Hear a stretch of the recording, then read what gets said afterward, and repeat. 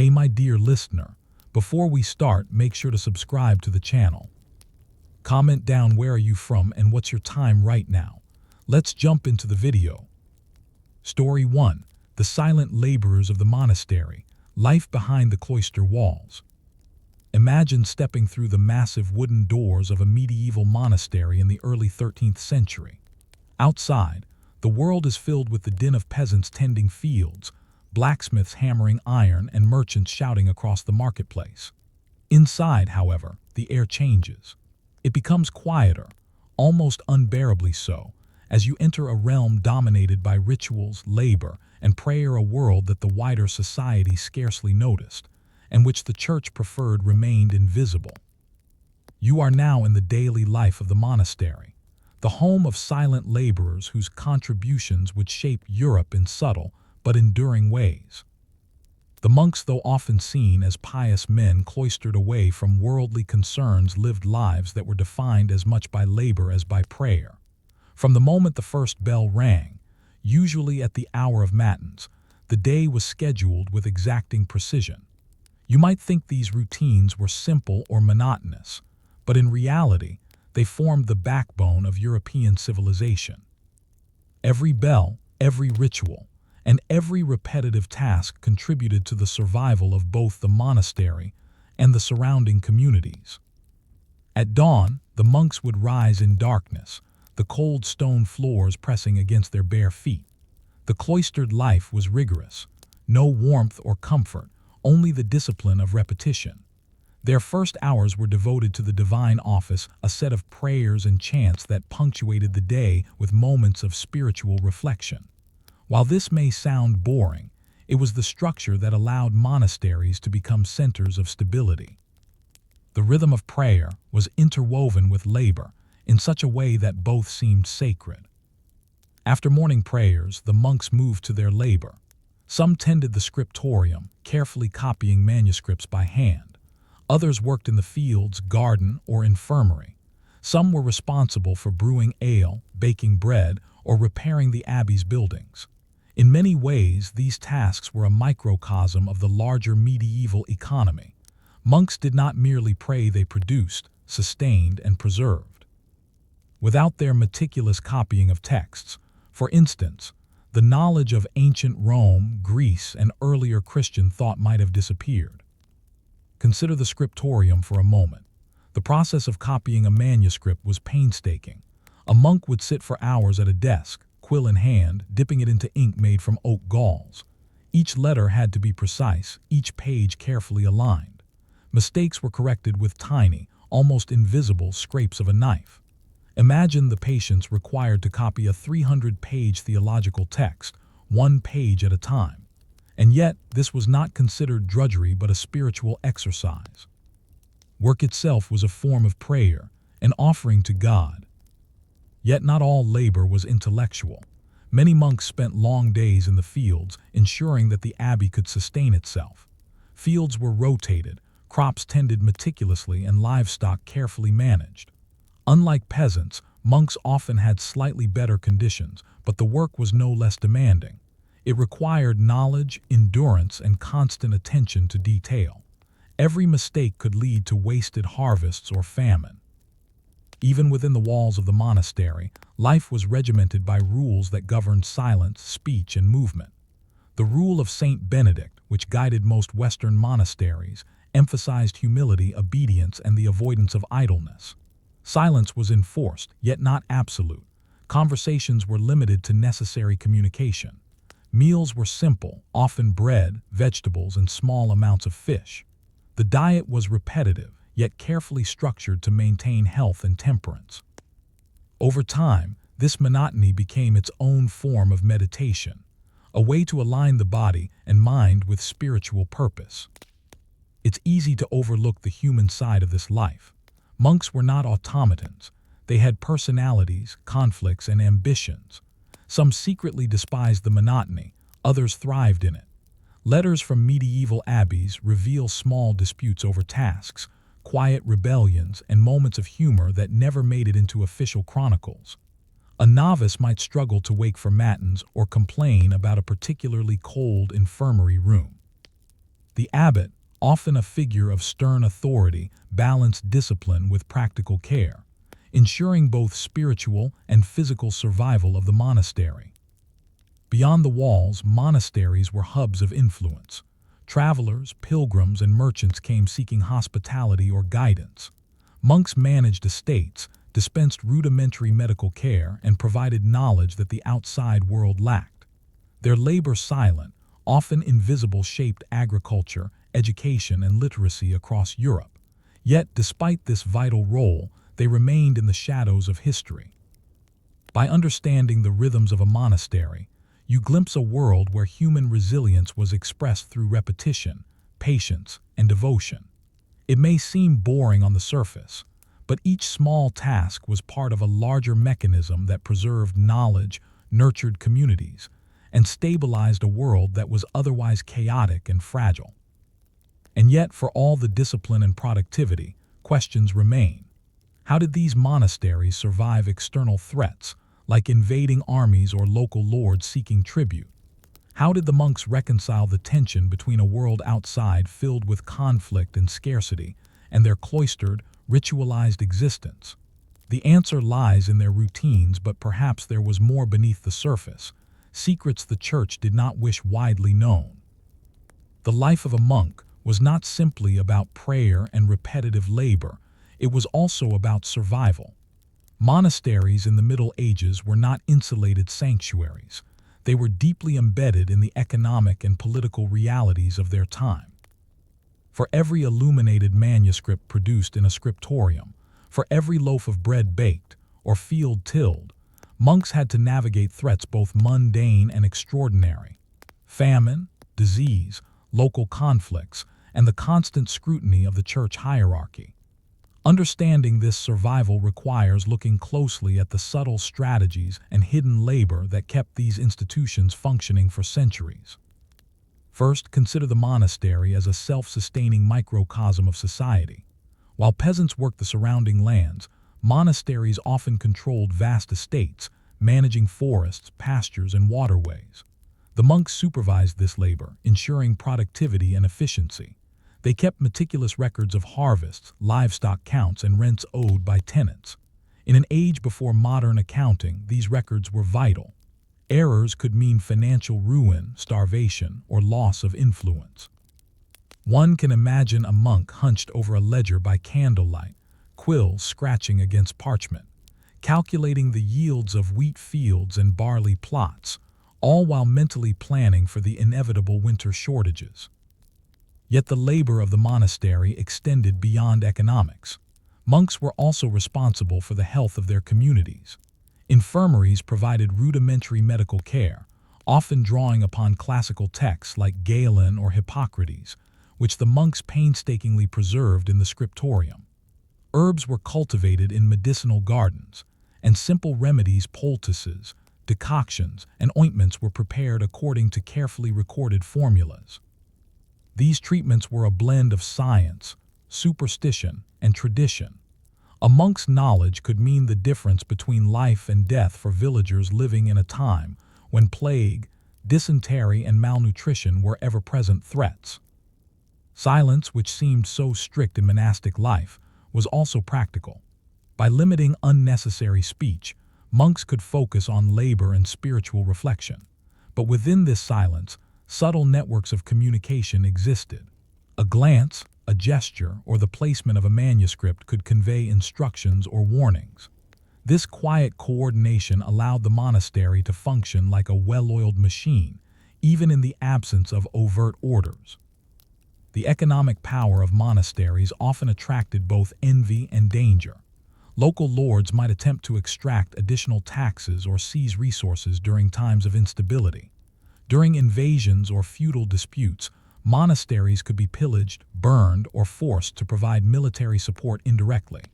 Monks were typically unarmed, but their wealth made them strategic targets. As a result, many monasteries developed hidden stores of food, silver, and documents. Some kept secret cellars or concealed compartments in walls, not for ostentation, but for survival. These precautions reveal that behind the tranquil exterior, monasteries were constantly preparing for crises.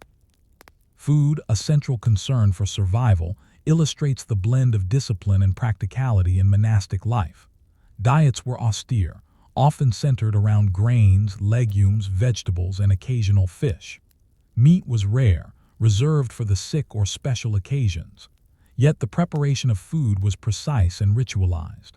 Every loaf baked, every pot simmered, followed procedures honed over decades. Monks understood the importance of rationing, preserving, and rotating crops, knowledge that not only kept them alive, but also served as a model for surrounding communities. The monastery became a center of culinary stability, where survival depended on careful planning, measurement, and foresight.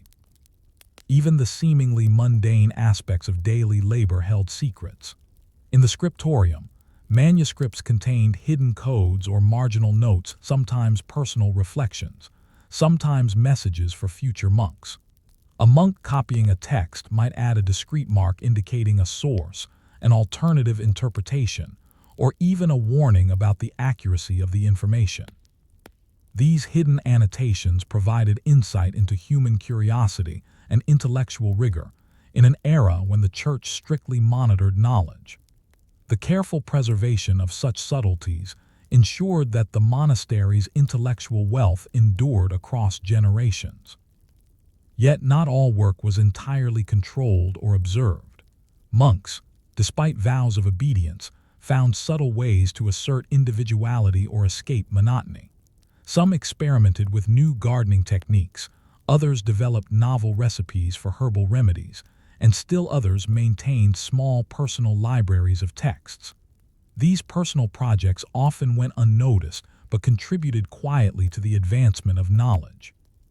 One might call it a silent rebellion, doing small acts of creativity under the radar, expanding human understanding in a world dominated by rules. Perhaps the most striking aspect of monastic life, however, was the psychological balance monks had to maintain. They lived in a world divided between earthly survival and spiritual aspiration.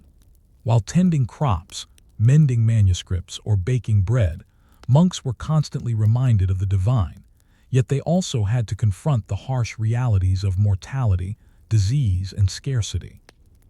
This duality, spiritual pursuit and pragmatic labor, shaped a mindset that valued patience, foresight, and resilience. Every task, no matter how boring or repetitive, was a lesson in endurance and an assertion of control over an unpredictable world.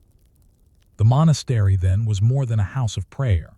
It was a living, breathing institution of survival, adaptation, and quiet influence. The labor of monks was invisible to most, yet it formed the backbone of local economies, knowledge preservation, and societal stability. It is easy to romanticize monasteries as serene havens, but the reality was far more complex, a constant negotiation between order and chaos, routine and necessity, obedience and ingenuity. And yet, questions linger. How did individual monks reconcile the monotony of life with personal ambition or doubt? How did monasteries manage the tension between strict adherence to rules and the need for practical innovation? Were there moments when the invisible laborers became aware of their extraordinary power, knowledge, economic influence, and survival skills in ways the church preferred they would not?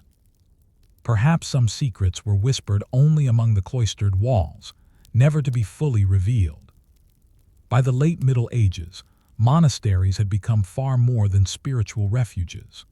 The routine labor, meticulous record-keeping, and quiet innovations of monks had left an indelible mark on European society.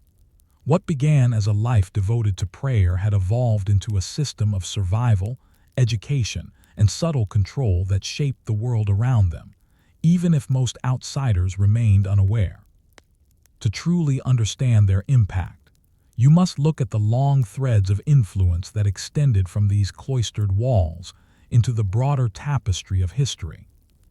One of the clearest examples is the preservation and dissemination of knowledge. The manuscripts painstakingly copied in scriptoriums contained works that otherwise might have been lost to time.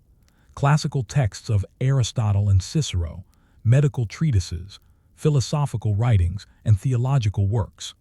Each manuscript represented not just an act of devotion, but a lifeline connecting centuries of thought. Without these silent laborers, Renaissance scholars may have lacked the foundational texts to spark their intellectual revival. Every carefully inked letter was a bridge between the ancient world and the modern one, a testament to the monks' perseverance and discipline. The monasteries' economic influence was equally profound. Estates managed by abbeys introduced agricultural techniques and organizational systems that were gradually adopted by surrounding communities.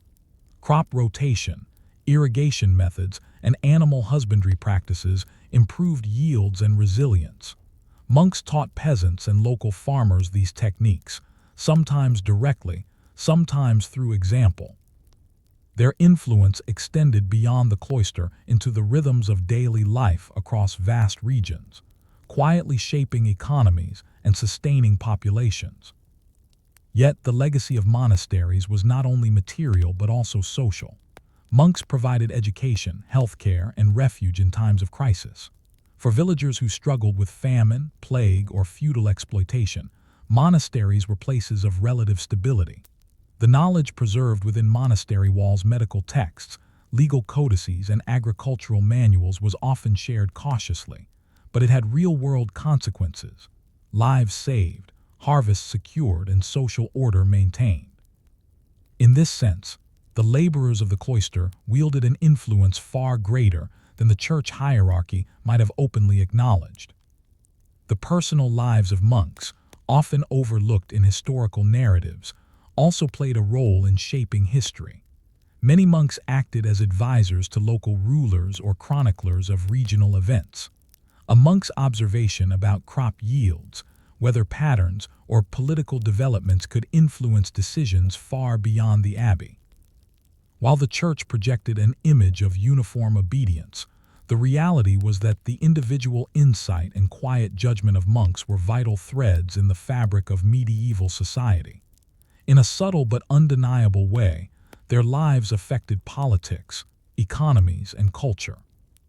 Consider also the psychological and spiritual lessons embedded in their daily routines. By turning work into a form of prayer, monks demonstrated resilience in the face of monotony and adversity. They mastered patience, foresight, and meticulous attention to detail, skills that allowed them to thrive even under harsh conditions. Their disciplined existence became a model for broader society, a testament to the power of structure and consistency in achieving long-term survival and influence. In essence, the silent laborers of the monastery were not just preserving knowledge, they were shaping human behavior and societal norms, even if unknowingly. Yet even as their influence expanded, much remained hidden. Some knowledge was intentionally guarded, particularly texts considered heretical or dangerous. Certain medicinal recipes, agricultural techniques, and economic practices were shared only selectively, often encoded in subtle symbols or cryptic marginal notes. The church encouraged obedience, but also relied on this quiet expertise to maintain stability across its territories. Monks, knowingly or not, became custodians of secrets that could alter the fate of communities, regions, and even nations. By the 15th century, the world outside monasteries was changing rapidly. Towns were growing, trade networks expanding, and literacy slowly increasing among the laity. Yet the lessons of the cloister endured.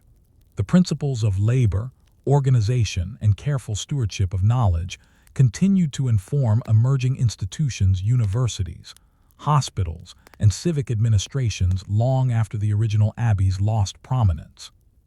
The invisible work of monks echoed through time, shaping not only the Middle Ages, but also the foundations of the modern world. Reflecting on this, it becomes clear that the boring routines of monastic life were anything but trivial. Every loaf of bread, every carefully transcribed manuscript, every hour of silent labor contributed to human survival and cultural preservation. The monastery was a laboratory of endurance, creativity, and subtle influence, a place where ordinary acts became extraordinary through their quiet impact. And yet, a lingering question remains. How many other systems, institutions, or hidden laborers throughout history have shaped the world without recognition? The silent monks of the Middle Ages remind us that history is often written about the loud and dramatic, but the true engines of change sometimes operate quietly, in the shadows, unseen and uncelebrated. What else might the church have preferred you never learn about? How many other secrets of survival, resilience, and knowledge remain hidden in plain sight? The monastery, in its silence and discipline, offers not only a window into the past, but also a reflection on the present. It challenges us to notice the ordinary work that sustains societies, to value patience and diligence, and to recognize that even the most unassuming individuals can leave an indelible mark on history. Story 2. The Forgotten Art of Medieval Medicine, Bloodletting and Beyond. Imagine walking through a medieval village, the streets crowded with merchants, peasants, and children, when suddenly a man collapses in the dust. People gather, some wringing their hands, others muttering prayers. Into this scene steps the local physician, or perhaps a barber surgeon armed with rudimentary tools, strange remedies, and centuries-old advice. Medicine in the Middle Ages was not a precise science as we know it today. Instead, it was a complicated mix of inherited knowledge, superstition, and trial and error, shaped by limited understanding of the human body and the pervasive influence of the church. The first thing to understand is the central theory of medicine, the four humors. Blood, phlegm, yellow bile, and black bile were believed to govern health. An imbalance among them caused illness. Too much blood, you were feverish or inflamed. Too much phlegm, you became lethargic or prone to colds. The idea may seem bizarre now, but it dominated the practice of medicine for centuries, shaping both diagnosis and treatment. Every symptom, no matter how minor, had to be interpreted through this lens. Take, for example, bloodletting, a practice that became almost ritualized. A physician might use leeches, a lancet, or even cupping vessels to draw blood from a patient. The rationale was simple: remove excess blood to restore balance. Yet the consequences were often dire. Too much bloodletting could weaken a patient severely or even lead to death. And still, it remained one of the most trusted remedies, applied for everything from fevers to headaches. The underlying logic may have been flawed, but in a world without antibiotics or understanding of germs, it was one of the few methods available. Herbal medicine was another cornerstone of medieval healing. Monks, nuns, and local herbalists cultivated gardens filled with plants believed to have magical or curative properties. Willow bark, for instance, was used to treat pain centuries before aspirin was synthesized from it. Garlic was prized for infections, and herbs like sage and rosemary were combined into salves and potions. Knowledge of plants was painstakingly recorded in manuscripts, some of which survived to inform modern pharmacology. However, the line between remedy and superstition was thin. A plant might be applied for its practical effect, its symbolic meaning, or both. Surgery, too, had a peculiar place in medieval medicine. It was often considered separate from the healing arts, sometimes delegated to barber surgeons rather than formally trained physicians. Procedures were crude by modern standards. Amputations were done without anesthesia, wounds were cauterized with hot irons, and broken bones were set with splints and bandages. Infection was a constant threat, and the mortality rate was high. Yet in desperate circumstances, even a crude operation might save a life. What stands out is the courage, or perhaps recklessness, required to practice surgery when understanding of germs, sterilization, and anatomy was minimal. Hospitals in the Middle Ages were equally unique. Far from the sterile wards of modern medicine, medieval hospitals were often attached to monasteries or cathedrals. They provided shelter for the sick and dying, particularly pilgrims and the poor, but they also doubled as places of quarantine during outbreaks. Monks and nuns administered care, blending herbal remedies with prayer. Healing was as much spiritual as physical, and the line between physician and priest was often blurred. Many patients believed that their recovery depended as much on divine favor as on any earthly treatment. The church played a dual role in medicine. On one hand, it preserved medical texts, funded hospitals, and instructed monks in basic care. On the other, it imposed restrictions on certain practices, especially those deemed heretical or overly experimental. For instance, human dissection was largely forbidden, slowing the study of anatomy, while astrology often guided treatment schedules. Physicians consulted the stars to determine when to perform procedures, linking celestial alignment to health outcomes. Today it seems odd, but in a period where observable causality was limited, such practices offered structure in an uncertain world. Even everyday hygiene intersected with medical practice. Public bathhouses, though frowned upon by some religious authorities, were centers of communal cleansing and minor treatment. Bloodletting might be followed by bathing, and herbal infusions could be added to water for minor ailments. Understanding of disease transmission was limited. Contagion was often attributed to miasmas, or bad air, rather than microbes. Still, these practices sometimes had unintended benefits, such as reducing lice or slowing the spread of certain infections. An interesting facet of medieval medicine was the personal reputation of the healer. Unlike today, where medical certification is standardized, medieval patients relied heavily on word of mouth and local knowledge. A physician's skill was judged by survival rates, personal connections, and even charisma. Healers often mixed practical remedies with charms, amulets, and prayers to maximize their perceived effectiveness. Success was sometimes a combination of careful observation, intuition, and sheer luck. Yet, for all the effort and ritual, medieval medicine was frustratingly limited. Epidemics like the Black Death revealed the fragility of medical knowledge. Even well-prepared physicians could do little to stop the spread of plague, though their detailed observations later provided critical insight for understanding disease patterns. The limitations of their practice highlight a broader lesson. In a world constrained by both knowledge and societal norms, survival often depended on adaptation, improvisation, and collective experience. And still, we are left with unresolved mysteries. How did medieval physicians decide when to rely on herbal remedies versus surgical intervention or bloodletting? How much knowledge was lost when monasteries were sacked, texts destroyed, or oral traditions forgotten? Were there healers whose brilliance went unrecorded, overshadowed by superstition and institutional control? The answers lie buried in manuscripts, marginal notes, and fragments of history waiting to be rediscovered. By the 12th and 13th centuries, medicine in Europe had begun to expand beyond simple herbal remedies and ritualized bloodletting, largely due to the translation of Arabic and Greek medical texts. Works by Galen, Hippocrates, Avicenna, and Al-Razi made their way from the libraries of Baghdad, Cordoba, and Salerno into European monastic and university settings. Suddenly, medieval healers had access to detailed anatomical descriptions, theories of disease, and pharmacological advice, far beyond what local folk knowledge had offered. Yet, the adoption of these texts was uneven, and their practical application was limited by prevailing religious and cultural norms.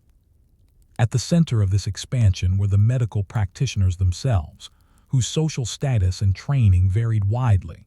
University-trained physicians, often graduates of schools in Bologna, Montpellier, or Paris, were relatively rare and primarily served wealthy patrons or royal courts. Their education was rigorous but heavily theoretical. Students learned Latin, studied classical texts, and debated the humors, but practical hands-on experience was limited. Many relied on observation and intuition when treating actual patients, guided as much by inherited wisdom as by formal study.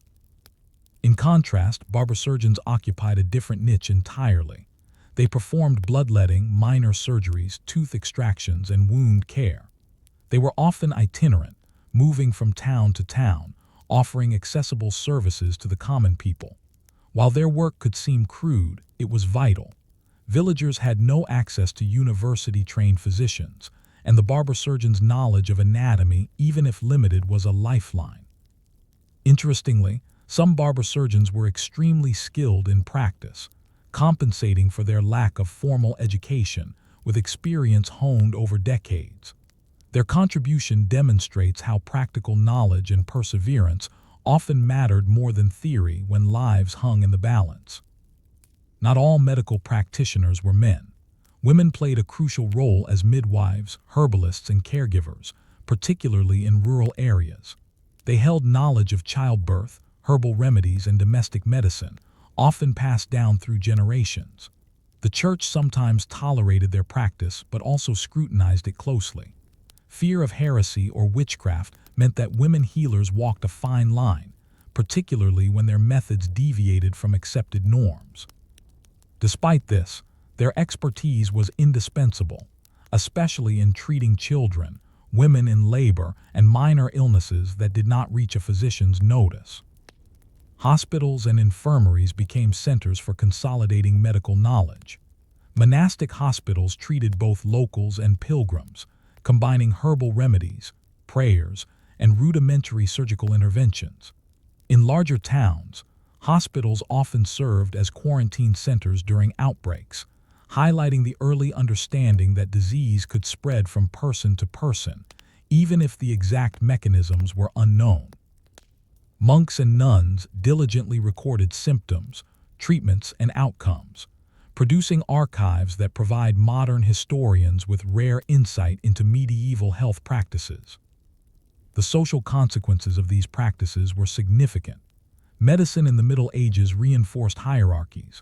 Wealthy patients could afford physicians who might apply detailed theoretical knowledge, while the poor relied on barber surgeons, midwives, or folk healers. Yet, paradoxically, necessity sometimes leveled the field. Epidemics such as smallpox, typhus, or plague affected everyone, irrespective of social class, challenging both practitioners and patients to improvise. In many cases, survival depended not on theory but on practical measures: isolation, sanitation, and the careful use of herbs. Bloodletting, still widely practiced, illustrates this tension between theory and reality. While intended to restore humoral balance, the procedure often weakened patients already debilitated by disease. Yet it persisted because it fit within an established intellectual framework, and because practitioners believed fervently in its efficacy. The psychological effect should not be underestimated. Patients perceived an action was being taken, and monks, physicians, or barbers could project authority and reassurance, which had its own value. In some cases, this placebo effect may have contributed to genuine recovery. Medicine also intersected with religion and morality. Healing was not only physical but spiritual. Pilgrimages to holy sites, relics, and saints were common for those suffering from incurable or mysterious ailments. Prayer, fasting, and ritual could accompany medical treatments, reinforcing the idea that health was intertwined with divine favor. In monasteries and hospitals, prayers were often combined with herbal treatments or minor surgical interventions, creating a holistic approach to survival that blended body and soul. The transmission of knowledge was as precarious as the practice itself. Manuscripts were rare, expensive, and often restricted to monasteries or universities. Oral tradition supplemented written texts, but it was prone to distortion over generations. Some remedies survived only because they were practical, replicable, or codified in multiple sources. Others were lost, leaving gaps that modern historians can only speculate about. This fragility underscores the fragility of medieval knowledge. Human survival often depended on what could be remembered, shared, and applied immediately, rather than on abstract theory alone.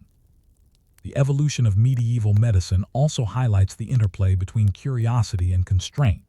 While some physicians tested new remedies or borrowed techniques from Arabic or classical sources, fear of heresy, ecclesiastical censure, or social ridicule constrained experimentation.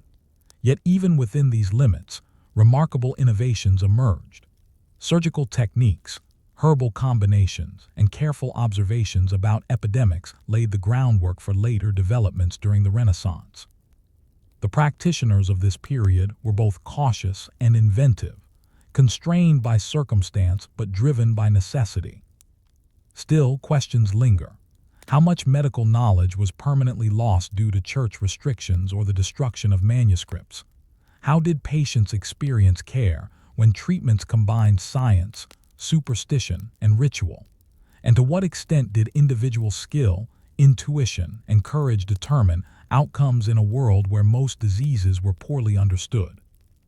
These questions point to the mysterious, often invisible forces that shaped medieval medicine, a field at once mundane, dangerous, and surprisingly sophisticated. As the Middle Ages progressed, these threads of knowledge, survival, and human ingenuity set the stage for transformations that would only become apparent centuries later. But the story is far from over. To truly grasp the impact of medieval medicine, we must explore the lives of the healers themselves, the consequences of their interventions, and the societal networks that made care possible. By the late Middle Ages, medicine had evolved into a complex patchwork of theory, observation, and practical experience. The cumulative effect of centuries of herbal experimentation, surgical daring, and patient care was enormous, even if contemporary practitioners did not fully understand the mechanisms behind their treatments. To appreciate the legacy of medieval medicine, one must examine not only the practices themselves, but the social and cultural frameworks that allowed them to endure and shape the future. Perhaps the most enduring impact of medieval medicine lies in knowledge preservation. Monastic scribes and scholars ensured that classical medical texts survived, copying works by Galen, Hippocrates, Avicenna, and others for future generations. Marginal notes, commentaries, and illustrations in these manuscripts often reflected practical experience, offering insights into treatment methods, surgical tools, and herbal combinations. While the broader population may have dismissed some of these texts as abstract or overly theoretical, they became a bridge to the Renaissance, when physicians like Andreas Vesalius and Paracelsus could build upon centuries of accumulated wisdom. In this way, the boring labor of copying and preserving texts had enormous, though often invisible, consequences. The practical outcomes of medieval medical practice were also significant. Herbal remedies, even if guided by superstition, sometimes had measurable effects. Willow bark, for instance, contained salicylic acid, a precursor to modern aspirin. Honey and vinegar were effective antiseptics, even if the practitioners did not understand why. Simple surgical procedures, when carefully performed, could save lives despite the absence of anesthesia or germ theory. What emerges is a portrait of medicine as an evolving craft, a balance of skill, observation, and experimentation. Even errors had value, shaping the trial-and-error process that gradually refined treatments. Medieval hospitals and healing centers played a subtle yet vital role in shaping social care. The monastic hospitals of Europe introduced systems of organized treatment, rationing, and observation, which influenced civic institutions in later centuries. These spaces were early laboratories for understanding disease transmission, quarantine, and patient management. For example, practices used during plague outbreaks, isolating patients, using herbal fumigants, and monitoring symptoms demonstrated a rudimentary grasp of epidemiology. Though framed by superstition and humoral theory, these strategies helped limit the spread of illness in ways modern historians are only beginning to fully appreciate.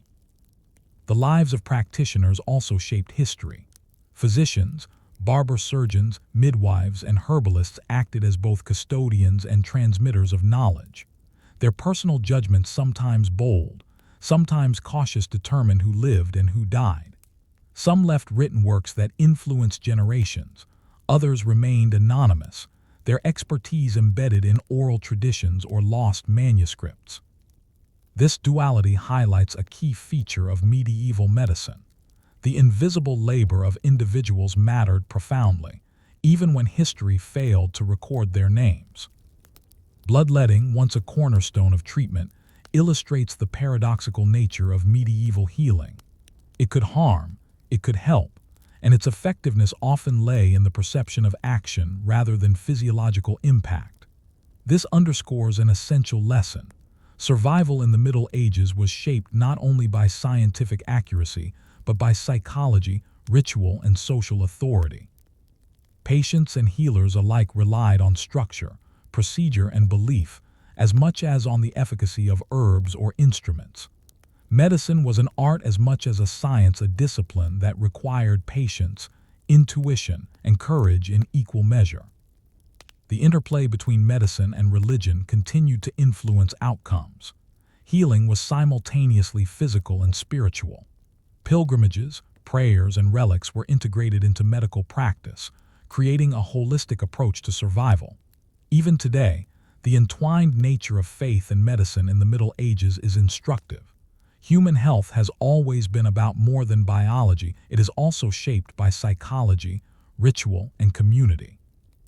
Monks, nuns, and physicians all understood this intuitively, blending prayer, observation, and treatment into a coherent practice that supported life in a harsh world. Yet, as with all medieval endeavors, uncertainty remained. Many patients recovered despite treatments, while others perished even under careful care. Epidemics exposed the limits of understanding, highlighting the fragile line between survival and disaster. The real skill of a medieval healer lay not in perfect knowledge, but in adaptability, knowing when to act, when to observe, and when to rely on the wisdom of prior generations. In this sense, the boring routines, meticulous records, and repeated experiments were not failures, they were the hidden scaffolding of human resilience. Looking back, medieval medicine was a blend of curiosity, perseverance, and improvisation.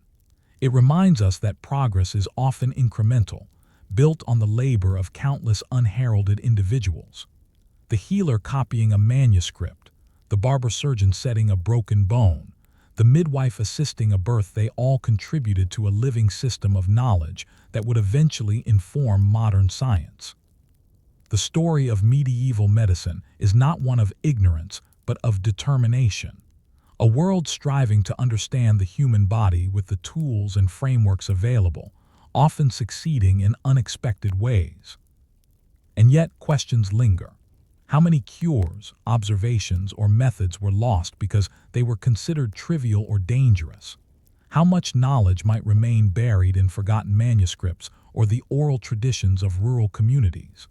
The Middle Ages challenge us to consider the invisible labor behind every scientific and social advance, reminding us that the work of survival often precedes the triumph of understanding. The forgotten art of medieval medicine leaves a final lesson.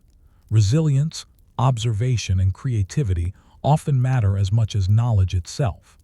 While the humors, leeches, and charms may seem archaic today, they reflect the enduring human desire to preserve life, adapt to uncertainty, and seek understanding even in the face of mortality. In that sense, the healers of the Middle Ages continue to speak to us, not through dramatic discoveries, but through the quiet persistence of their work, shaping a world that we inherited without always recognizing their influence. Story 3: Bread and Tax: How Food Shaped Peasant Revolts. Picture a small village in 14th century France.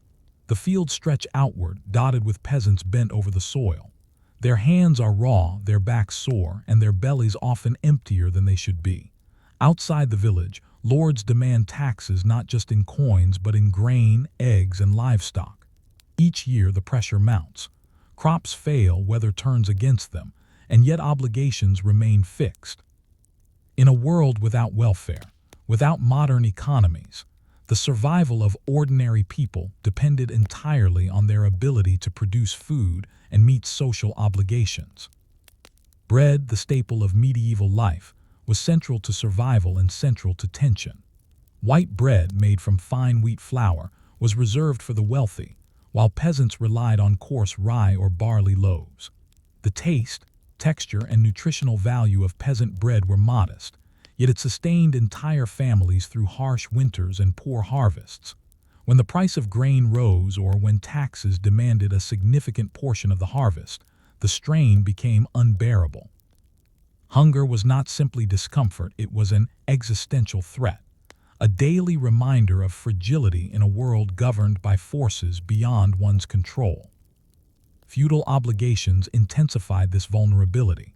Villagers owed not only rent for their land, but also labor for the lord's fields, payments in kind, and sometimes a tithe to the church. The cumulative burden could consume more than half of a peasant's harvest in bad years. It is easy to overlook how quietly oppressive this system was. The weight of labor and extraction was relentless, leaving little margin for error or misfortune.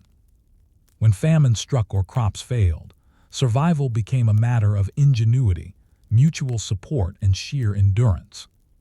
The tension between scarcity and obligation often created the conditions for revolt. Bread riots, which might seem spontaneous, were frequently responses to chronic pressures, high taxes, failed harvests, and exploitative local officials. These events were rarely about ideology or abstract notions of justice. They were pragmatic struggles for survival. Villagers demanded fairer distribution, relief from excessive dues, or the enforcement of traditional rights. Food scarcity translated directly into social unrest, because the ability to eat was inseparable from the ability to live under feudal authority. Monasteries, as we explored earlier, played a dual role in this dynamic. On one hand, they were centers of food production and storage, offering refuge and aid in times of famine. On the other, they were also lords in their own right, controlling land and imposing obligations on peasants.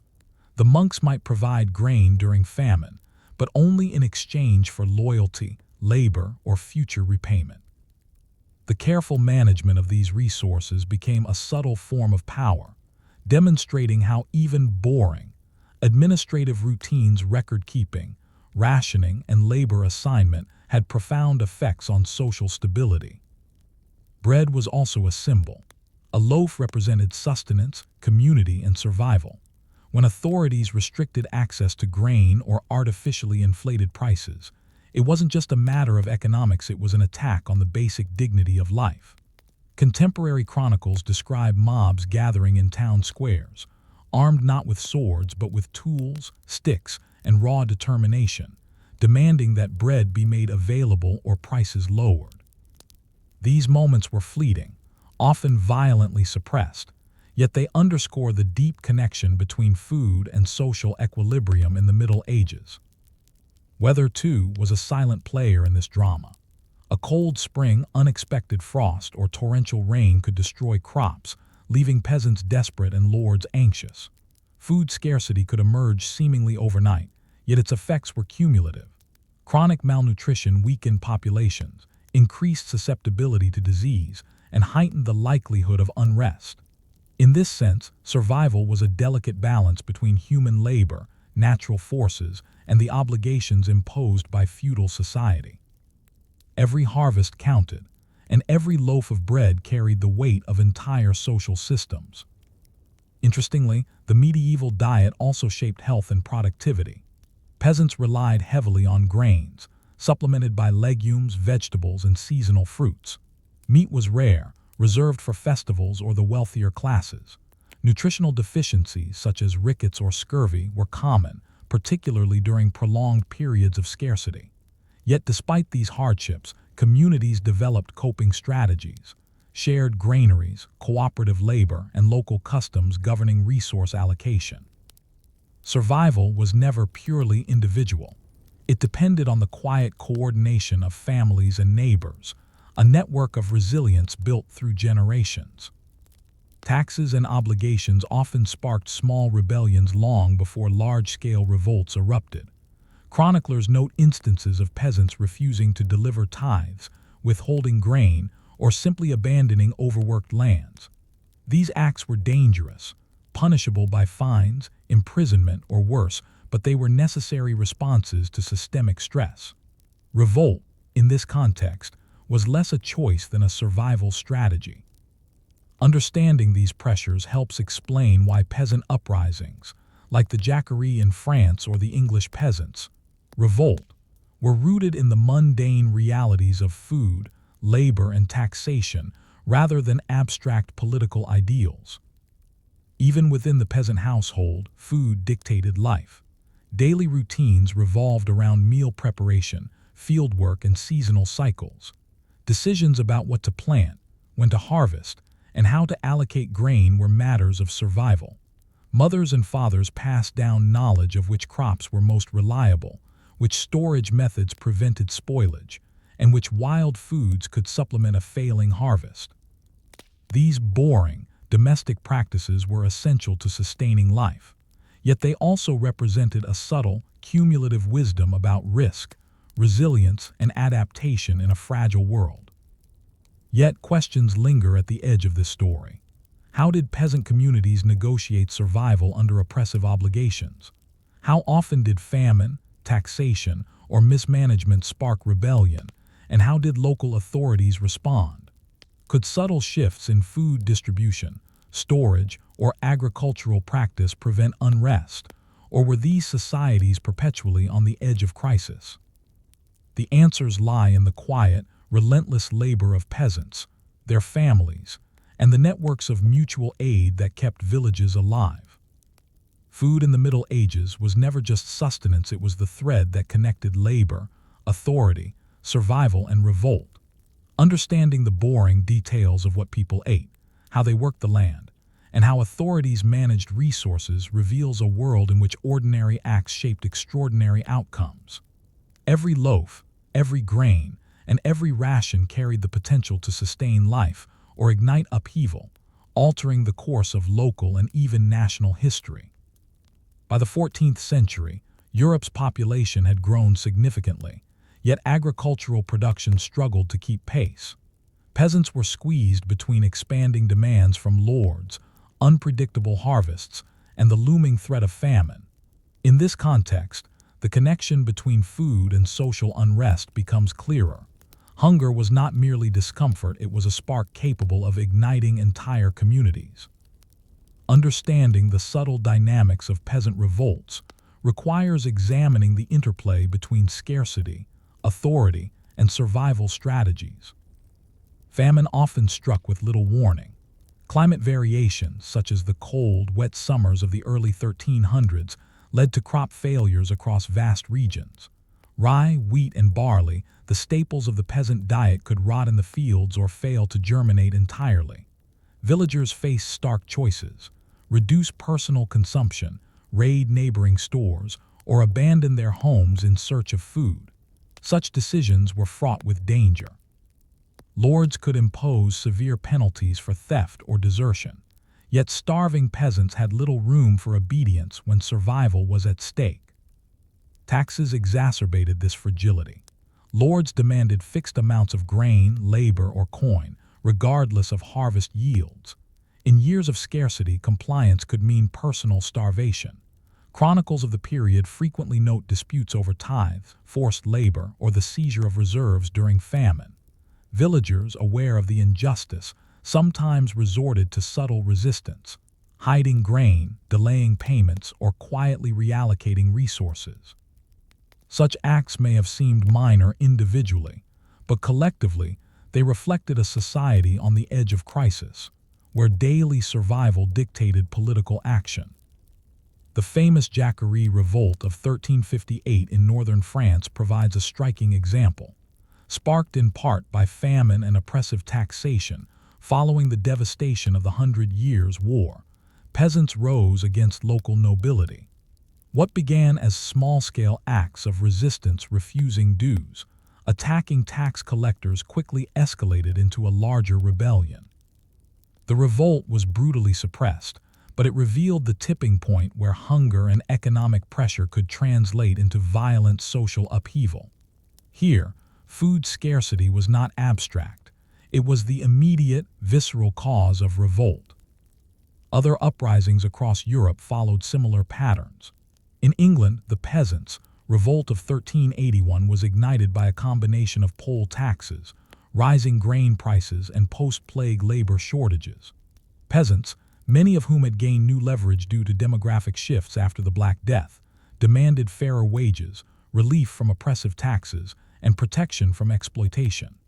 Again, bread both as sustenance and symbol of economic justice was central. The revolt demonstrated how ordinary necessities could intersect with social expectations to challenge established hierarchies. Monasteries and local religious authorities played complex roles in these tensions. On one hand, monasteries provided grain and aid to hungry villagers, acting as stabilizing agents. On the other, they were landlords themselves, collecting rents and labor.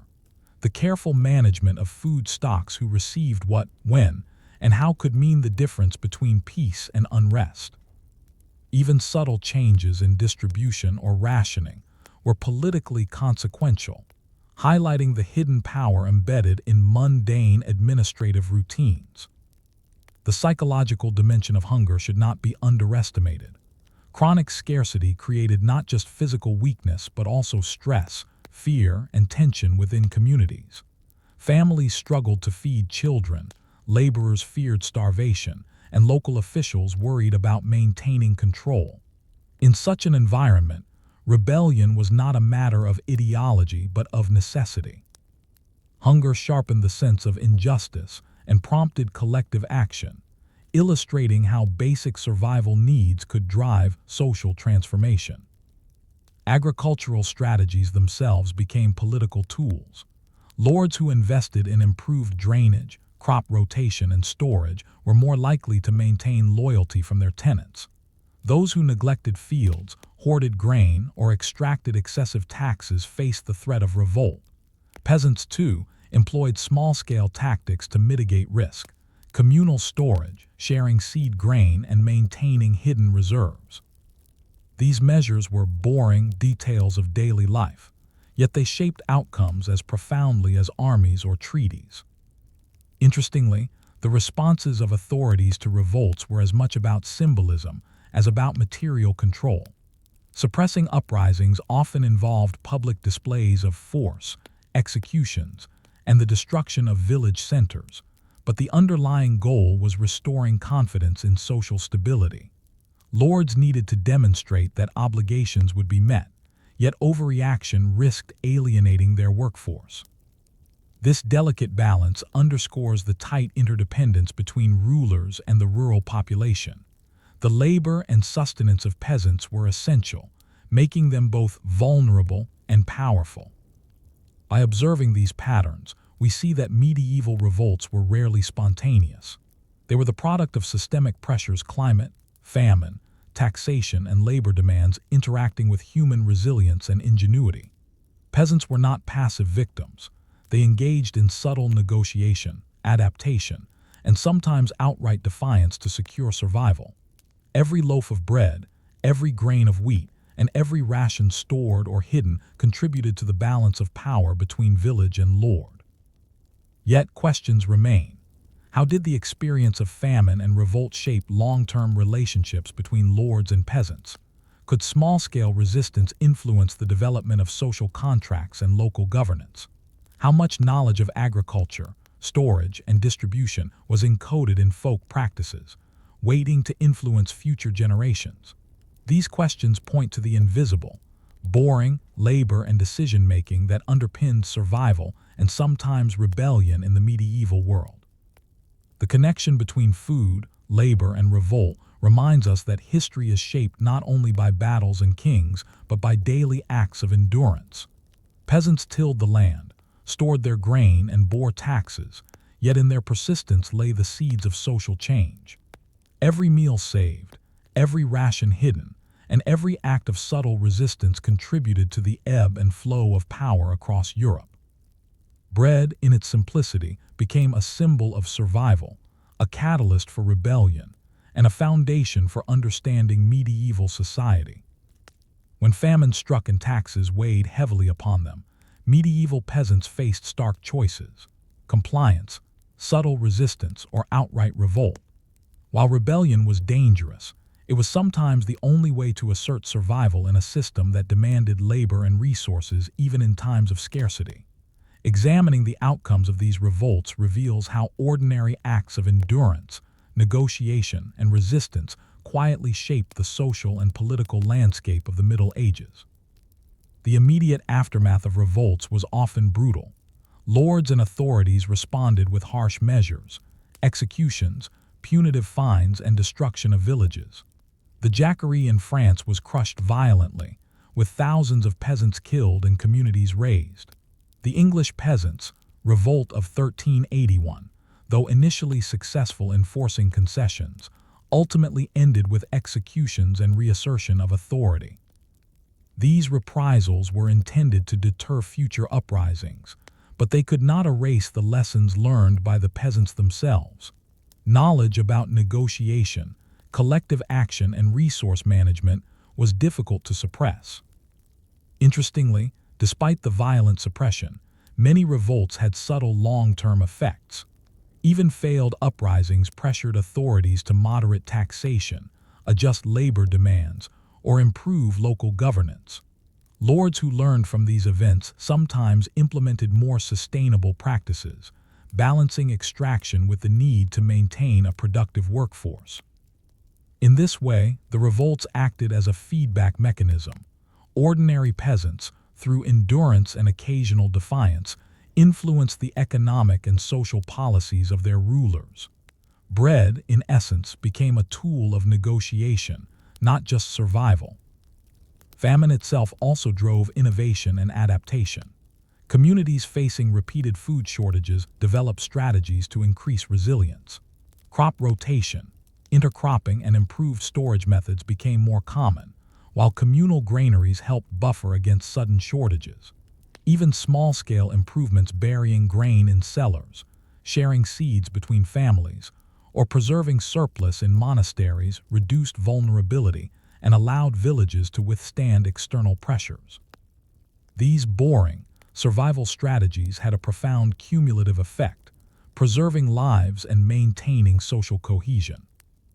The psychological impact of scarcity and revolt was equally significant. Hunger created shared experiences of suffering and solidarity. Villagers who survived famines or uprisings often carried the lessons forward, adapting their routines, negotiating obligations, and building networks of mutual aid. Survival was not simply a matter of individual effort but of collective knowledge, passed through families and communities, forming the backbone of social resilience. These patterns highlight the quiet power of ordinary people in shaping the trajectory of medieval society. Monasteries and religious institutions continued to mediate these pressures.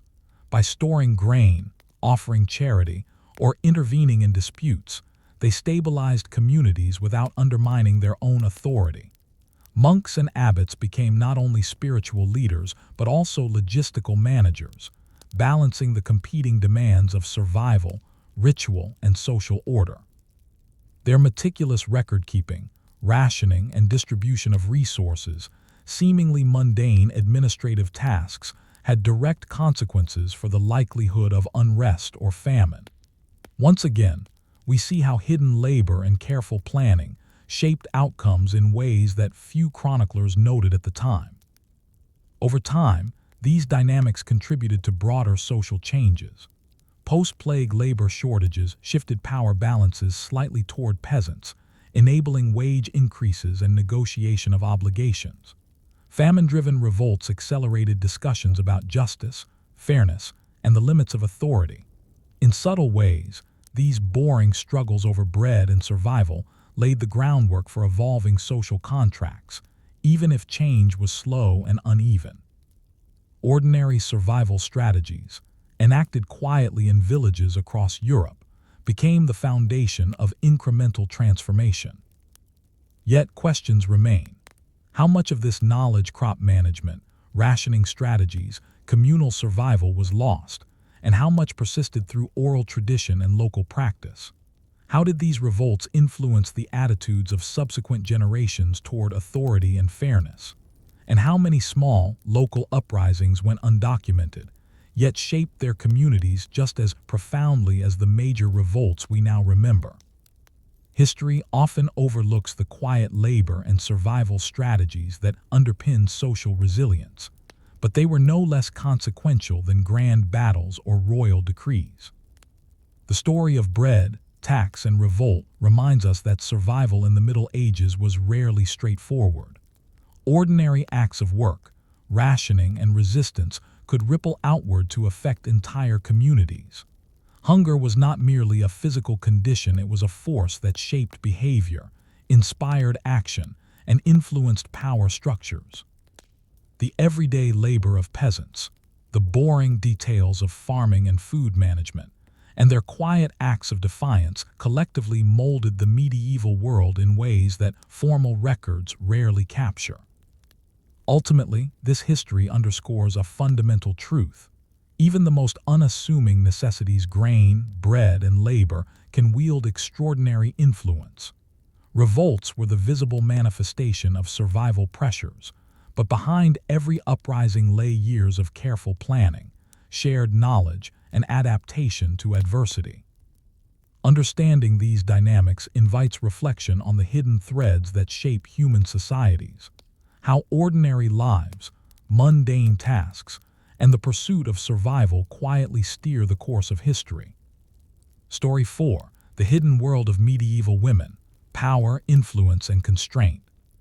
When we think of the Middle Ages, images of knights, castles, and kings often dominate our imagination. Yet behind every political drama, battlefield, or royal court, there was a quieter, less visible world, one where women shaped family, economy, and society in profound ways, often without recognition. Understanding the lives of medieval women requires attention to the mundane, boring details of daily survival, household management, and social negotiation.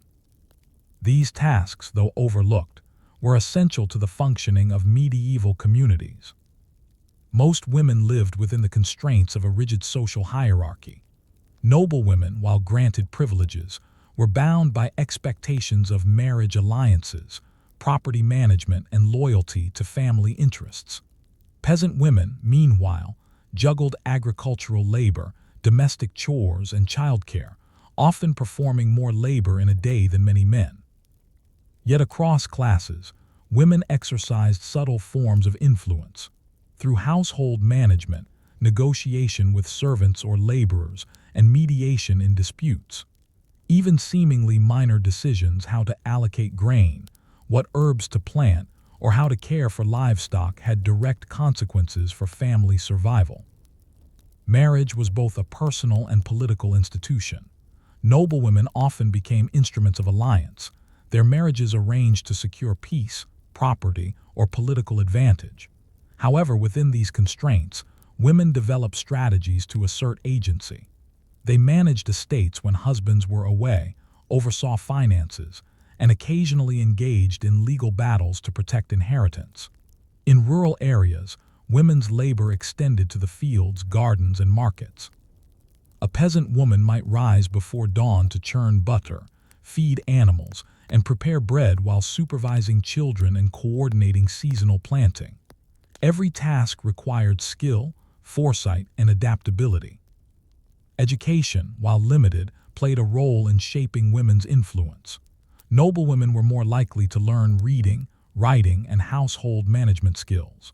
Some entered convents, where they gained access to manuscripts, literacy, and networks of religious and intellectual authority.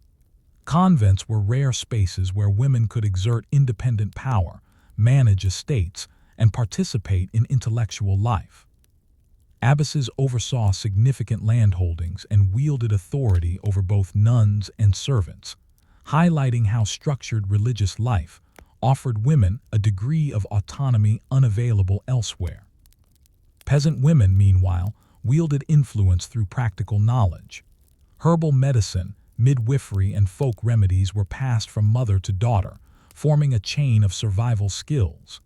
In communities where access to formal physicians was limited, women were the first responders, offering care, advice, and intervention for children, elders, and neighbors. This knowledge, though often undocumented, was vital to survival and demonstrates that women's expertise was integral to the resilience of medieval society.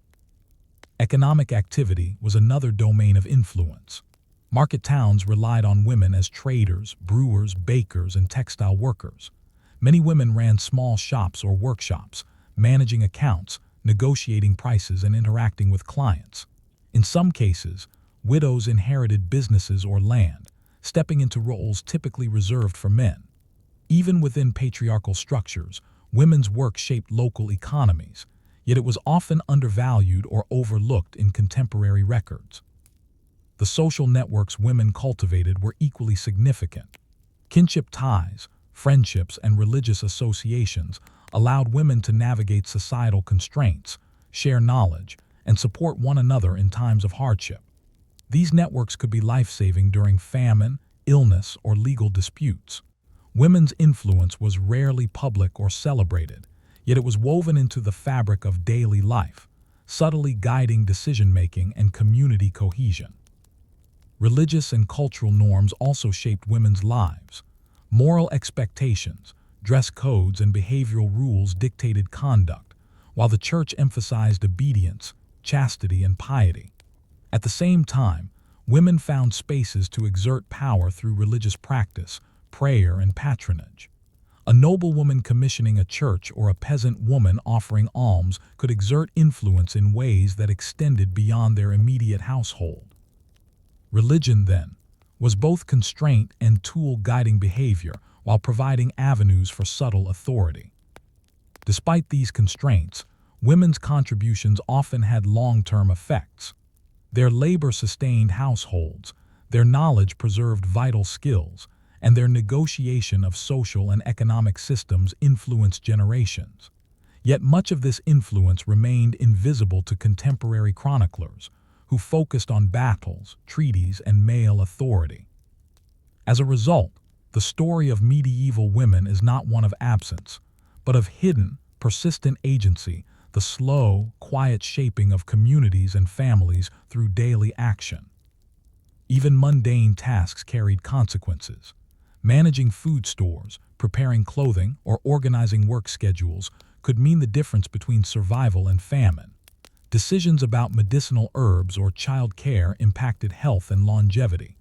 Household economies were microcosms of larger systems, where every choice rippled outward. In essence, the boring details of women's labor formed the foundation of medieval society, yet their stories often remain untold. But questions linger. How did women navigate the tension between societal expectation and personal ambition? How much influence did they wield behind the scenes in local or regional politics? And how did the knowledge they cultivated in domestic, religious, and economic spheres persist, even when undocumented or dismissed by official chroniclers? These mysteries hint at a world of quiet power, resilience, and ingenuity that history often overlooks. Women in the Middle Ages were far from passive. Their work, knowledge, and negotiation shaped the rhythm of daily life and ensured the survival of communities.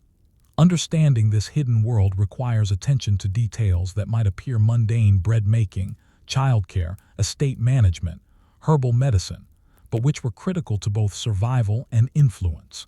In these tasks, the ordinary became extraordinary, and the invisible labor of women left enduring marks on society. While much of medieval women's labor was invisible, some women through circumstance, intellect, or determination found ways to exercise extraordinary influence in political, economic, and spiritual spheres. These examples reveal that even within a restrictive society, ingenuity and resilience allowed women to shape history in ways that were rarely recorded but profoundly impactful. Noblewomen often wielded power through estate management and regency. When husbands or fathers were absent due to war, pilgrimage, or political duties, women managed lands, collected rents, and oversaw agricultural production. Consider the role of Eleanor of Aquitaine not merely as a queen, but as a manager of vast estates that supported armies and shaped regional politics. Her stewardship demonstrates how noblewomen could exercise authority indirectly through control of resources. In smaller noble households, similar patterns existed on a local scale. Women negotiated disputes with tenants, arranged marriages for political advantage, and supervised the production of textiles, wine, or grain. These tasks were essential to maintaining both wealth and social stability. Religion provided another avenue for agency. Convents and abbeys were spaces where women could exercise intellectual, administrative, and spiritual authority. An abbess often managed considerable lands, directed nuns in their labor, and oversaw charitable distribution. Some convents became centers of learning, preserving manuscripts, cultivating herbal remedies, and even producing music. Women like Hildegard of Bingen not only led religious communities, but also engaged in intellectual inquiry, composing writings on medicine, theology, and natural philosophy. Through these channels, women extended influence far beyond their immediate surroundings, subtly shaping the spiritual and intellectual landscape of Europe. Peasant and urban women also navigated societal constraints creatively. Women ran shops, brewed beer, spun cloth, and participated in markets, often taking on leadership roles in guilds or trade networks. Widows frequently inherited their husband's business, maintaining economic continuity and even expanding operations. In some towns, women merchants formed networks of trust that facilitated trade across regions. Though their names were rarely recorded in official annals, their economic activity sustained families and communities, proving that influence could emerge through labor, expertise, and initiative. Midwifery and medicine were another domain of hidden authority. Knowledge of herbs, remedies, and childbirth allowed women to impact life and death directly. Communities relied on these skills, giving women practical power even in societies that restricted formal education. Their expertise was passed orally, ensuring continuity across generations. While church authorities sometimes scrutinized women healers for fear of heresy, their services were indispensable, demonstrating the tension between institutional control and practical necessity. Even subtle acts of negotiation reveal influence. A peasant woman managing a household might direct labor, mediate disputes between family members, or coordinate resources with neighbors. A noblewoman might write letters to negotiate dowries, assert legal claims, or protect her children's inheritance. These actions, often boring on the surface, had real consequences. Survival, wealth, and political continuity depended on such labor. Influence, it seems, did not always require public recognition. It often thrived behind the scenes. Marriage and childbirth also provided unexpected leverage. Women's reproductive roles made them central to succession, inheritance, and social stability. In noble households, a widow or mother could act as regent for her children, making crucial decisions in times of political uncertainty. Even among peasants, managing large families required expertise in resource allocation, food preparation, and childcare. Survival strategies at this scale influenced not only individual families but entire villages. The quiet knowledge of women about medicine, food, and labor was a stabilizing force that shaped communities and extended its impact across generations. Yet these achievements existed in tension with societal constraints. Women faced legal limitations, social expectations, and the constant risk of censure or violence. Even powerful abbesses or noblewomen were bound by the church, by family obligations, and by the male-dominated political order. Their influence was often mediated through subtlety, negotiation, or control of resources rather than overt authority. Understanding medieval women's power requires seeing these constraints not as total barriers, but as the context within which agency was exercised. The cumulative effect of women's labor, knowledge, and negotiation is striking. From household management to estate oversight, market trade to religious leadership, women shaped the rhythm of medieval life. Their influence extended beyond immediate survival, affecting social structures, economic stability, and cultural continuity. The boring work preparing food, tending livestock, copying manuscripts, managing finances was not incidental but central to the functioning of medieval society. Yet questions remain. How much influence went unrecorded because chroniclers focused on male rulers and wars? How did women navigate periods of upheaval, famine, or plague? And how did their networks of knowledge, both practical and intellectual, persist despite legal and cultural limitations? These uncertainties highlight the hidden complexity of medieval women's lives, offering a glimpse into a world of quiet power, resilience, and ingenuity that history often overlooks. Even amid constraints, the examples of exceptional women reveal that agency was possible at all levels of society. From abbesses directing vast estates to peasant women ensuring family survival, medieval women wielded influence through labor, expertise, and strategy. Their stories remind us that historical impact is not always visible in grand events, but is embedded in the ongoing, boring work of daily life work that, when accumulated across generations, quietly shapes societies. As the Middle Ages progressed, the cumulative influence of women, both visible and hidden, began to leave lasting imprints on European society. Though historical records often celebrated kings, knights, and battles, the quiet labor, negotiation, and expertise of women shaped the social, economic, and spiritual foundations of communities across the continent. Understanding these legacies requires looking at how ordinary and extraordinary women alike exercised influence and ensured the continuity of life under constraint. One of the most enduring legacies was the preservation and transmission of knowledge. Noblewomen and abbesses often maintained libraries, commissioned manuscripts, and oversaw education within their households or convents. Monastic women copied texts, taught novices, and ensured that practical and religious knowledge survived through turbulent times. Peasant women passed on oral traditions, herbal remedies, and survival strategies. These forms of knowledge, both formal and informal, were foundational to later developments in medicine, agriculture, and domestic management. Without the careful stewardship of women, much practical wisdom may have been lost to famine, war, or neglect.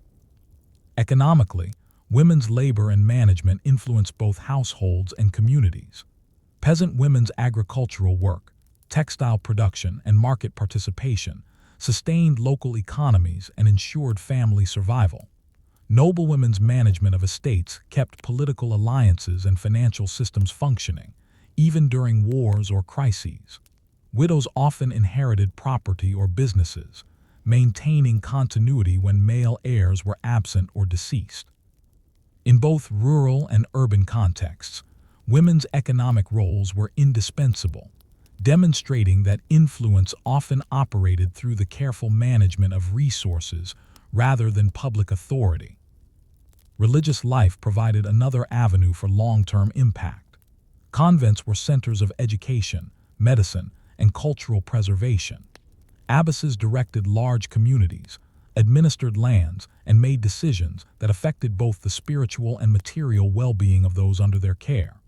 Figures such as Hildegard of Bingen exemplify how intellectual and spiritual authority could emerge from these spaces, influencing theology, music, and natural philosophy across Europe. These contributions, often underappreciated in their time, reverberated for centuries. Women also left enduring social legacies through family and community networks. Their labor in household management, food production, and childcare ensured generational survival. Their knowledge of medicine, midwifery, and domestic economy enabled communities to endure plagues, famines, and social upheavals. Even the subtleties of negotiation, advice, and mediation helped maintain social cohesion and manage local disputes. The resilience of medieval society often depended on these forms of hidden power, which were as essential to stability as castles, armies, or laws. At the level of political influence, women sometimes exercised indirect yet profound authority. Mothers and widows acted as regents, negotiators, and guardians of inheritance, guiding the trajectory of families and territories. In rare cases, they influenced national policy through diplomacy, patronage, or correspondence. While constrained by legal, religious, and social norms, these women found creative ways to assert agency, revealing that influence does not always require public recognition. The invisible hand of women's decision-making quietly shaped both local and regional history. The cumulative lesson of medieval women's influence is striking. Boring work feeding families, tending fields, managing households, copying texts was not trivial. It sustained life, preserved knowledge, and maintained social order. The quiet labor that chroniclers often overlooked was, in fact, a critical force in the medieval world. Through persistence, ingenuity, and skill, women ensured survival and continuity, leaving legacies that shaped subsequent generations in ways that formal histories rarely acknowledge. Yet questions linger. How many stories of women's influence remain hidden, lost to time because they were unrecorded? How did ordinary acts of labor and negotiation ripple across generations, affecting the trajectory of communities and societies? And how can we, as modern readers, recognize the subtle but profound contributions of those whose work was never celebrated? The hidden power of women reminds us that history is shaped not only by visible leaders, but by those who quietly manage, nurture, and sustain life. In the end, the Middle Ages were sustained as much by women as by men. Their influence operated behind the veil of domesticity, convent walls, and social expectation, yet it left enduring marks on society. From the preservation of knowledge and economic continuity to the maintenance of social networks and generational survival, women's contributions demonstrate that history is not only made in battlefields or courts, but also in kitchens, fields, and quiet spaces of care and organization. Recognizing this hidden world enriches our understanding of the medieval past and offers timeless lessons about resilience, agency, and the power of everyday labor. History, when examined closely, reveals that the ordinary is often extraordinary, and the boring acts of survival, labor, and quiet negotiation shape the world far more than we usually acknowledge. Story 5. The Secret Lives of Medieval Merchants, Trade, Risk, and Influence. When we imagine the Middle Ages, knights, castles, and kings often come to mind, but far from the battlefields. Another world thrived quietly, the world of medieval merchants. These individuals connected villages, towns, and cities through networks of trade, moving goods, coins, and information in ways that shaped economies and societies. While their lives may seem less dramatic than a king's coronation or a battlefield clash, the daily workings of commerce were essential to the functioning of medieval Europe. The seemingly boring details, ledgers, inventories, contracts, and market negotiations had extraordinary consequences for survival, influence, and social mobility. Merchants occupied a delicate position in medieval society. They were neither nobility nor peasants, yet their work was crucial. Small-scale traders moved locally, selling grain, cloth, or tools between villages. Long-distance merchants traversed dangerous roads, rivers, and seas, transporting spices, silks, metals, and wine from one region to another. Trade required careful planning, understanding market demand, anticipating seasonal fluctuations, and accounting for risks such as theft, piracy, and unpredictable weather.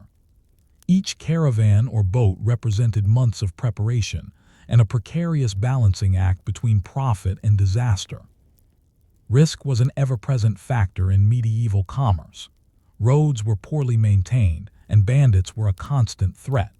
Shipwrecks could wipe out entire shipments, and fluctuating political conditions could suddenly render a trade route inaccessible. To mitigate these dangers, merchants formed guilds and partnerships, pooling resources, sharing intelligence about safe routes, and establishing mutual support networks. These structures were not only practical, they were an early form of risk management, demonstrating how careful planning and cooperation could preserve life, property, and reputation. Merchants were also masters of negotiation. Prices, contracts, and terms of delivery were rarely fixed in advance. Much depended on bargaining, reputation, and relationships. A successful merchant had to understand the subtleties of human behavior, which buyer could be persuaded, which rival could be trusted, and how to enforce agreements without recourse to formal legal systems. Reputation was a fragile but essential asset. One bad deal or broken promise could ruin a career. In this sense, social skill and ethical judgment were as important as knowledge of commodities or logistics. Economic influence extended far beyond the marketplace. Merchants controlled the flow of goods essential to survival. Grain, salt, wool, and cloth were not luxuries, they were staples of everyday life. A merchant who controlled a particular route or commodity wielded indirect but significant power over villages and towns. During scarcity, this influence became acute. The ability to secure or withhold food, clothing, or essential materials could determine whether a community survived or faced hardship. In this way, merchants, boring, administrative tasks tracking inventory, calculating margins, and monitoring supply had tangible consequences for human survival. Guilds formalized this influence, creating regulatory frameworks for commerce. Membership provided access to shared knowledge, training, and dispute resolution. Guilds monitored quality, regulated prices, and enforced contracts, creating a measure of stability in otherwise unpredictable markets. At the same time, guild rules limited competition, ensuring that established merchants maintained their privileges. These institutions demonstrate how mundane organizational structures, rules, meetings, and record-keeping shaped economic power, social mobility, and even urban development across Europe. Merchants also served as cultural intermediaries. By transporting goods, they transmitted ideas, technologies, and innovations. Spices, textiles, and coins traveled alongside stories, scientific knowledge, and artistic techniques. A single trade expedition could introduce new crops, tools, or craft methods to a town, altering local economies and daily life. The movement of goods was inseparable from the movement of knowledge, and merchants were the unseen facilitators of cultural and technological exchange in the medieval world. Despite their importance, merchants often faced social tension. Nobility sometimes scorned them as common or greedy, while peasants might resent rising prices or monopolistic practices. Merchants navigated these dynamics through careful diplomacy, strategic alliances, and sometimes discreet generosity, funding churches, sponsoring festivals, or lending money to influential figures. Their power was subtle, often invisible, yet pervasive. By managing resources, negotiating exchanges, and maintaining networks, merchants shaped society in ways that extended far beyond their own profit. Even the mundane details of record-keeping had extraordinary consequences. Ledgers, tally sticks, and account books allowed merchants to track debts, forecast supply, and plan long-term ventures. The ability to calculate, organize, and anticipate was critical, particularly when dealing with multiple currencies, variable taxes, and the unpredictability of supply chains. These practical skills were the backbone of medieval commerce, quietly determining which towns thrived, which families prospered, and which trade networks endured. Yet questions remain. How did merchants balance the constant tension between risk and reward? How did their networks of information and resources shape political and economic power beyond the marketplace? And how much of their influence went unrecorded because historians focused on nobility and warfare rather than the mundane labor of trade?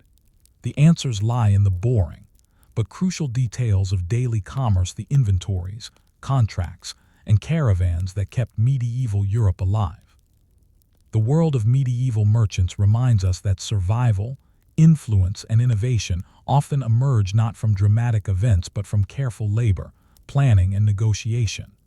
Every shipment delivered, ledger balanced, and trade dispute resolved had consequences that rippled across towns and regions. The quiet, methodical work of merchants shaped economies, supported communities, and laid the foundation for the global trade networks of later centuries. In this way, the seemingly ordinary acts of commerce became extraordinary forces in the medieval world. Life as a medieval merchant was a delicate balance between opportunity and danger. Unlike peasants, who labored predictably on the land, merchants operated in a world of constant uncertainty. Every journey involved exposure to natural hazards, bandits, political instability, and shifting market conditions. Their survival and that of their families and communities depended on careful planning, adaptability, and sometimes sheer luck. Yet beyond the risk, these individuals wielded influence in ways that shaped not only local economies, but the broader social fabric of medieval Europe. Consider a traveling merchant moving goods from Bruges to Venice in the 14th century. The journey might take weeks or months, traversing mountains, rivers, and forests. Roads were often poorly maintained, and tolls imposed by local lords added unpredictable costs. Pirates or bandits along trade routes could destroy shipments in an instant, turning months of labor and investment into ruin. Merchants mitigated these risks by forming convoys, hearing guards, or participating in trade guilds that pooled resources. Preparation was meticulous. Mapping routes, storing provisions, and negotiating safe passage were as important as the cargo itself. The boring work of logistics often determined whether the enterprise succeeded or failed. Social and familial dynamics played a critical role in a merchant's life. Many merchants operated as family enterprises, with wives, sons, and daughters managing bookkeeping, storage, and local sales while the merchant traveled. These arrangements allowed knowledge and wealth to be retained within the family and provided a buffer against disaster. Women, in particular, were essential partners, often running shops, overseeing workshops, or managing accounts in the merchant's absence. Their labor was indispensable, yet frequently invisible in contemporary records, underscoring how family networks contributed to the resilience of medieval trade. The personal risks were compounded by political instability. Wars, border disputes, and taxation shifts could suddenly make a route impassable or render goods worthless. A merchant might be detained by local authorities, forced to pay arbitrary fines, or caught in crossfires between rival lords. Negotiating these challenges required shrewd social intelligence, diplomacy, and a thorough understanding of local politics. Successful merchants developed extensive networks of contacts from tavern owners and local officials to fellow traders that allowed them to navigate these uncertainties and maintain operations across regions. Merchants also influenced political and economic structures, often indirectly. By controlling access to essential goods, grain, salt, cloth, or metals, they could affect local prices and, in times of scarcity, the stability of entire towns. Wealthy merchants sometimes loaned money to nobles or civic authorities, effectively shaping policy and decision-making through financial leverage. In cities such as Venice, Florence, or Bruges, merchant families became central to governance, blending commerce with civic authority. Here, the line between economic influence and political power blurred, demonstrating that control over trade could translate into enduring social impact. Guilds reinforced this influence by standardizing practice, mediating disputes, and regulating market competition. Membership often required apprenticeship, proof of skill, and adherence to ethical and quality standards. Guilds could enforce monopolies, protect members from exploitation, and coordinate collective action. These organizations, while administrative and procedural on the surface, were critical levers of power in medieval towns. They illustrate how what appears boring, meetings, rules, and ledgers actually govern the flow of goods, wealth, and influence. Merchants also shaped cultural and intellectual exchange.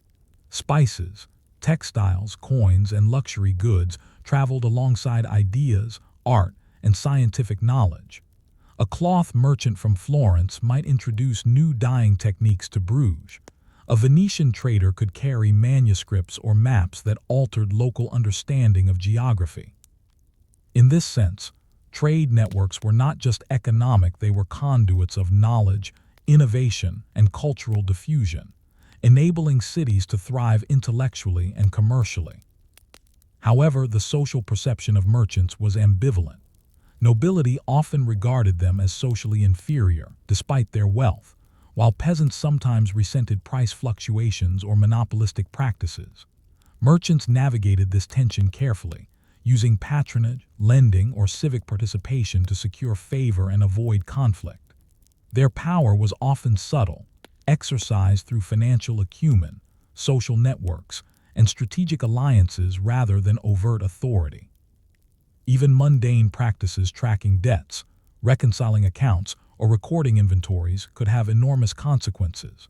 Accurate bookkeeping prevented financial collapse, allowed long-term planning, and ensured the survival of families and enterprises.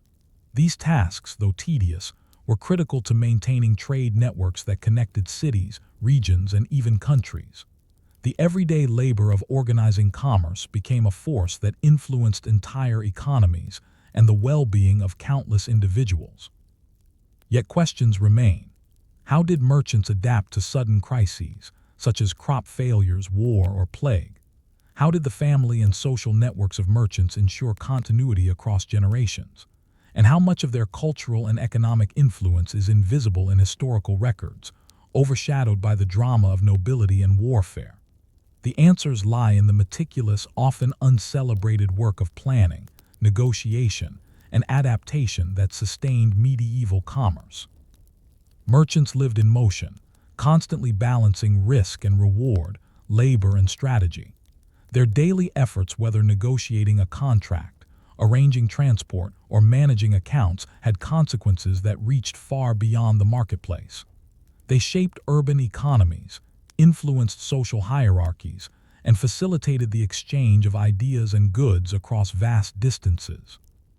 In short, the ordinary, repetitive work of trade quietly molded medieval society, illustrating that influence often resides in persistent, methodical labor rather than in spectacle or fame. By the late Middle Ages, the cumulative work of merchants had reshaped Europe in profound, though often overlooked, ways. The seemingly boring routines of trade inventory, bookkeeping, negotiation, and risk management were the scaffolding upon which urban economies, social networks, and even political power were built.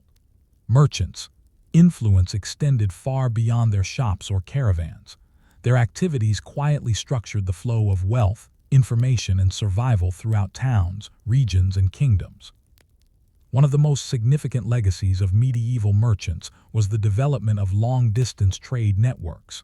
Cities such as Venice, Genoa, Bruges, and London became hubs not just of commerce, but of culture and innovation.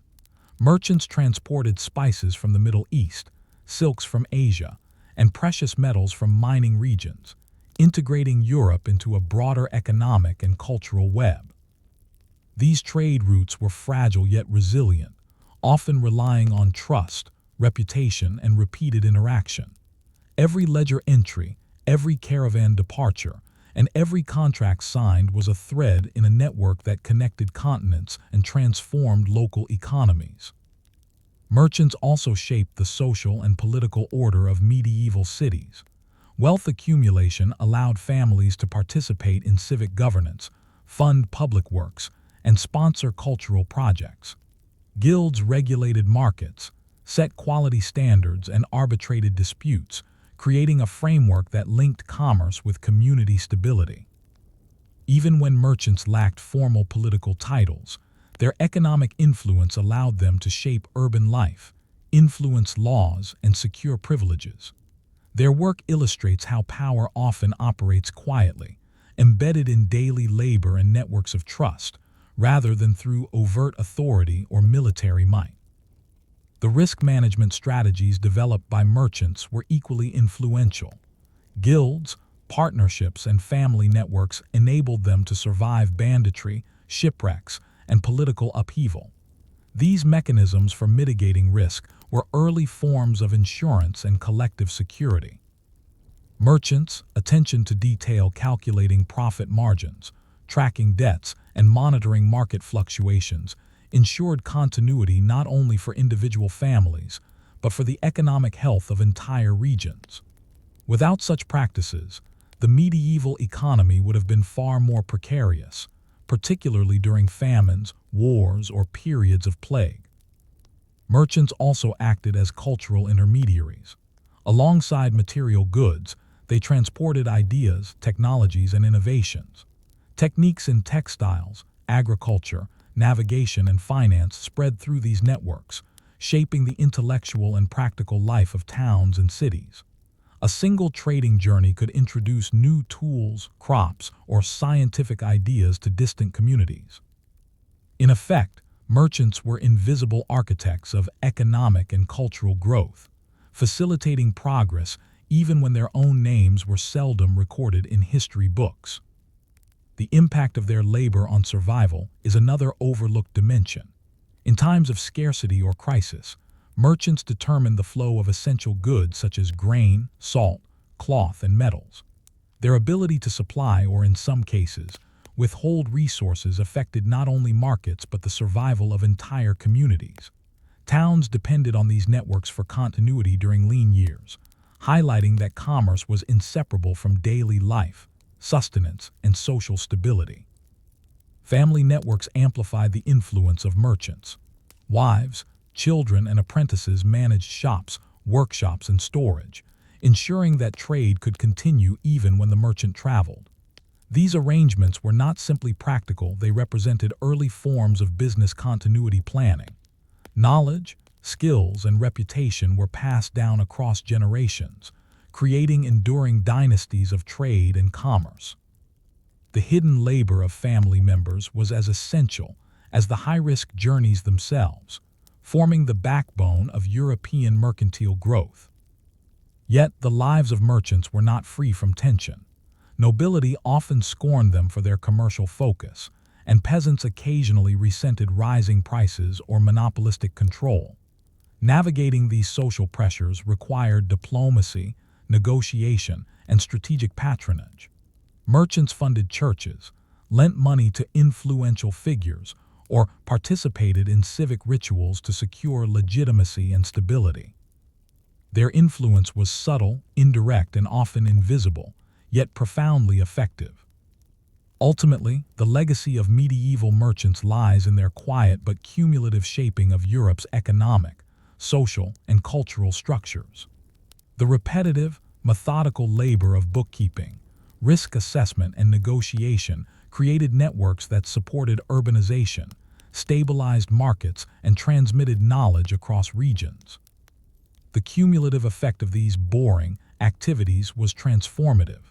Towns prospered, goods circulated, and ideas spread, laying the foundation for the commercial revolutions that would follow in the Renaissance and beyond. The story of merchants challenges our perception of influence. While history often celebrates kings and battles, merchants demonstrate that enduring power can emerge from diligence, planning, and resilience. The invisible labor of trade ledgers, contracts, caravans, and negotiations shaped societies, sustained populations, and enabled cultural exchange. These ordinary acts, repeated across generations, remind us that progress often rests on persistence, methodical work, and the quiet stewardship of networks that connect people, goods, and ideas. And yet, questions remain. How many trade routes, contracts, and networks were lost to war, disaster, or neglect? How did merchants' choices who to trade with, which goods to prioritize, reshape local economies and social hierarchies? And how might the unseen influence of merchants compare to the more celebrated acts of rulers and warriors in shaping medieval Europe? These reflections suggest that the ordinary, if persistent and organized, can be as powerful as the extraordinary, quietly steering the course of history. Story 6: Hidden Shadows of the Plague, Everyday Life During the Black Death. Imagine a 14th century village in England or northern Italy. Smoke curls from thatched roofs, livestock graze in scattered fields, and villagers go about their daily routines fetching water, tending crops, preparing meals. Life appears ordinary, yet an invisible threat lurks among them, the plague later known as the Black Death. Unlike dramatic battles or royal intrigue, this threat is silent, invisible, and indiscriminate. It doesn't announce itself with banners or swords. It spreads quietly, carried by fleas, rats, and human movement. And yet, its impact on daily life, social structures, and individual survival was catastrophic. The first noticeable change in everyday life was fear. Villagers learned to interpret subtle signs, unexplained fevers, swollen lymph nodes, sudden deaths among neighbors. The disease was poorly understood. Contemporary medical theories blamed miasma's poisonous air or divine punishment. People carried herbs, lit incense, and attempted rudimentary quarantines, though these measures were often ineffective. The psychology of living under constant threat shaped behavior. Families became more insular, social gatherings diminished, and trust in outsiders eroded. Simple interactions, visiting neighbors, attending markets, or traveling for work suddenly became exercises in risk assessment. Hunger and labor shortages amplified the crisis. The Black Death did not only kill, it disrupted the flow of food and services. Fields went untended, livestock lacked care, and grain rotted in storage. Merchants, already managing precarious trade networks, faced delays and shortages. Households relied heavily on what they could produce locally. Survival strategies included rationing food, prioritizing children or the sick, and scavenging wild plants. Peasant communities, which had already faced recurring famine, now confronted a threat of unprecedented scale. Every loaf of bread, every preserved legume, and every harvested vegetable became a lifeline. Family dynamics were profoundly affected. Many households lost multiple members within weeks. Parents struggled to care for sick children, while children faced the grim reality of losing parents and siblings. Communities attempted to maintain rituals, burying the dead, offering prayers, and caring for the ill, even when resources were scarce. Women often became primary caregivers, managing homes and fields alone, while men who survived were frequently forced to perform labor-intensive work without support. The mundane, daily tasks, feeding animals, preparing meals, tending crops, took on existential importance. Each action could determine life or death for a household. Trade and commerce faltered. Long-distance merchants who had connected regions for decades faced disrupted supply chains. Markets became unpredictable. Prices for essentials like grain, meat, and firewood soared in some areas while others experienced shortages. Merchants who survived had to navigate collapsing infrastructure, shifting demand, and heightened risk. Meanwhile, local networks became crucial. Villagers relied on neighbors for food sharing, collective labor, and mutual support, revealing the indispensable role of small-scale cooperation in survival. Religious and cultural practices adapted under pressure. The church tried to maintain authority, offering guidance, ritual, and moral frameworks.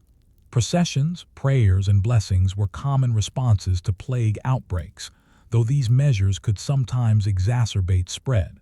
Clergy themselves were vulnerable, and many priests and monks succumbed, leaving communities spiritually adrift.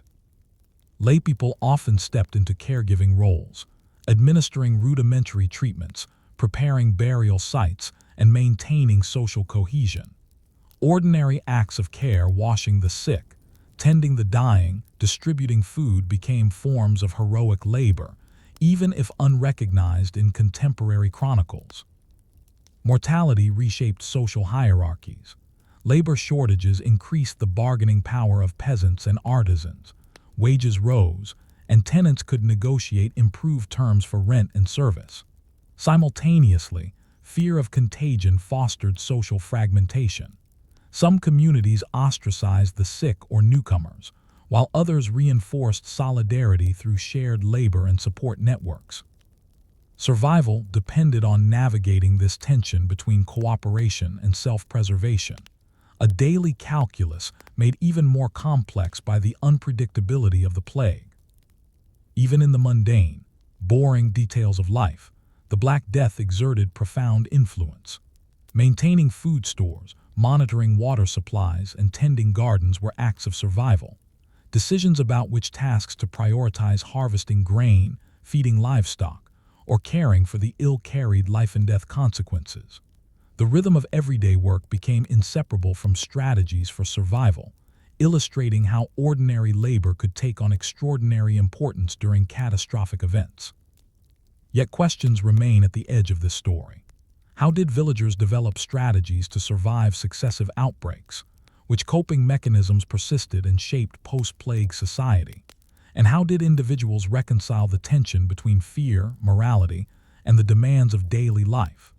These questions hint at a world transformed not only by death, but by the quiet labor, resilience, and ingenuity required to endure it. The Black Death was not only a story of mortality, it was a story of daily endurance. Each household's survival depended on careful management of food, labor, and care. Ordinary acts preparing bread, tending fields, watching over the sick became extraordinary in their consequences, shaping families, communities, and entire regions. The plague reminds us that history is often made not only in battles or royal decrees, but in the quiet, relentless struggle of ordinary people to sustain life under unimaginable pressure. As the plague settled into medieval life not as a single event, but as a recurring presence, communities were forced to adapt. The initial shock of mass death gave way to a grim routine.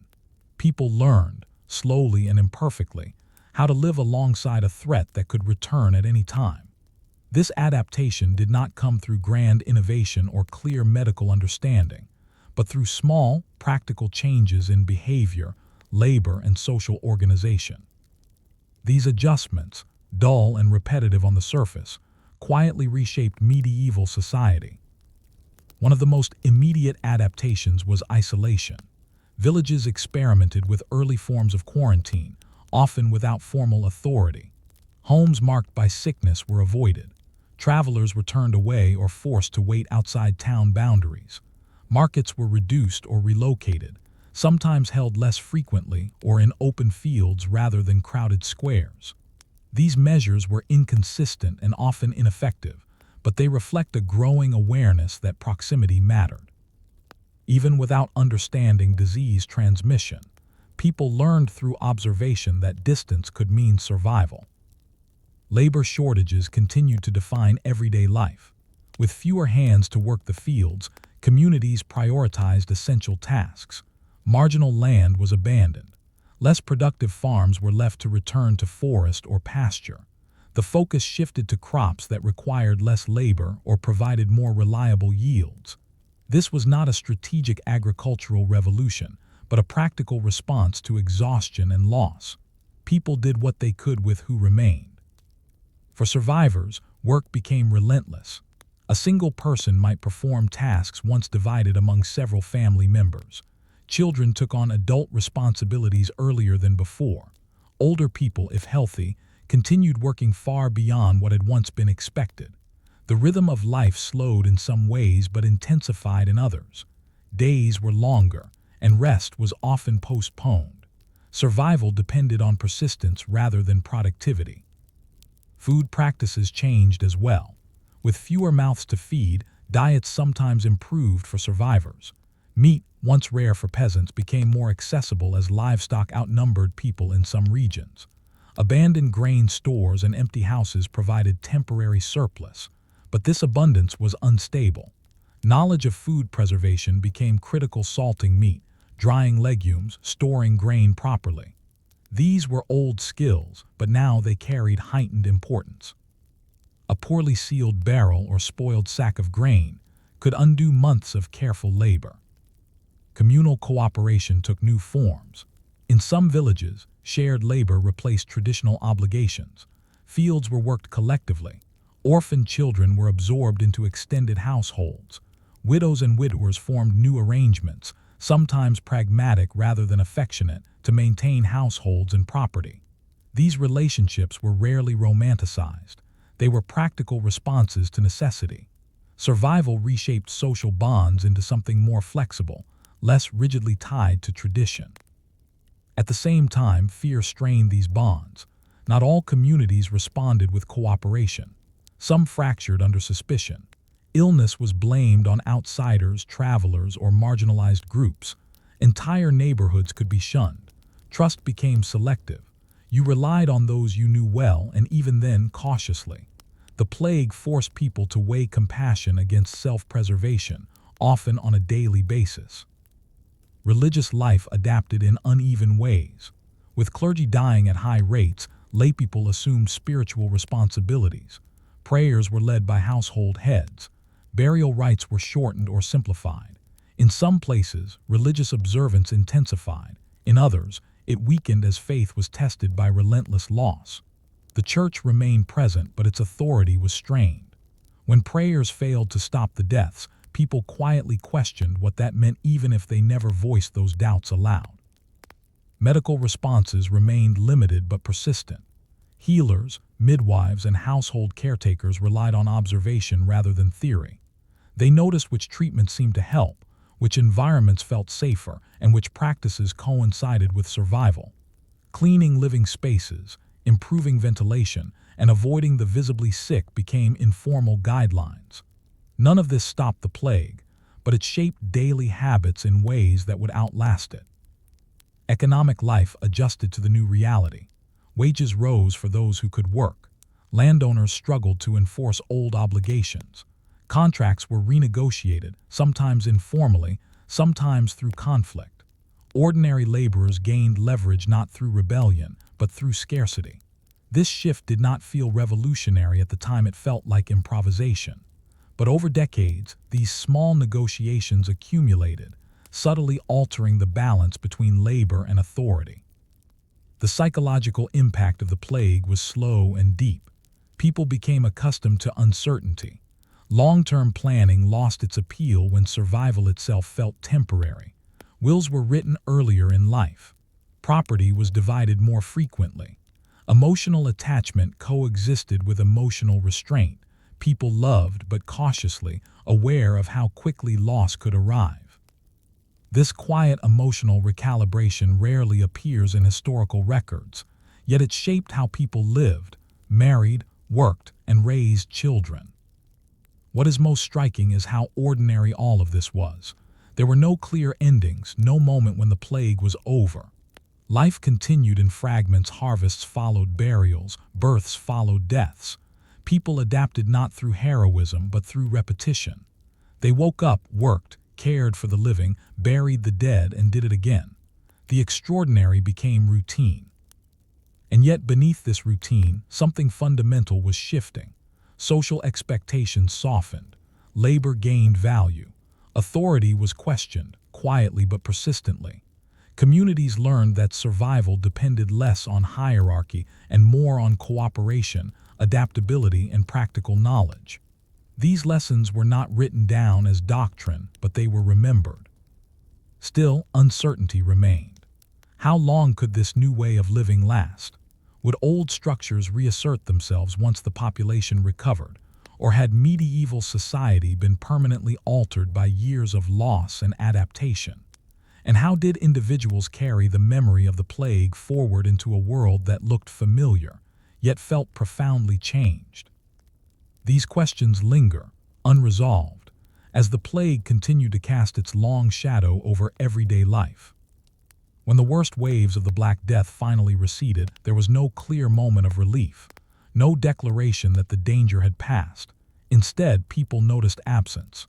Fields lay empty. Houses stood silent. Familiar names disappeared from memory.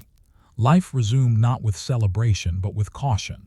The plague had altered medieval society in ways that were subtle, persistent, and deeply embedded in everyday behavior. One of the most lasting changes was demographic. With such a dramatic loss of life, entire regions were reshaped. Villages vanished. Others merged or shrank. In many places, land outlasted people. This imbalance shifted power quietly but decisively. Survivors found themselves in demand. Labor became valuable not because it was skilled, but because it existed.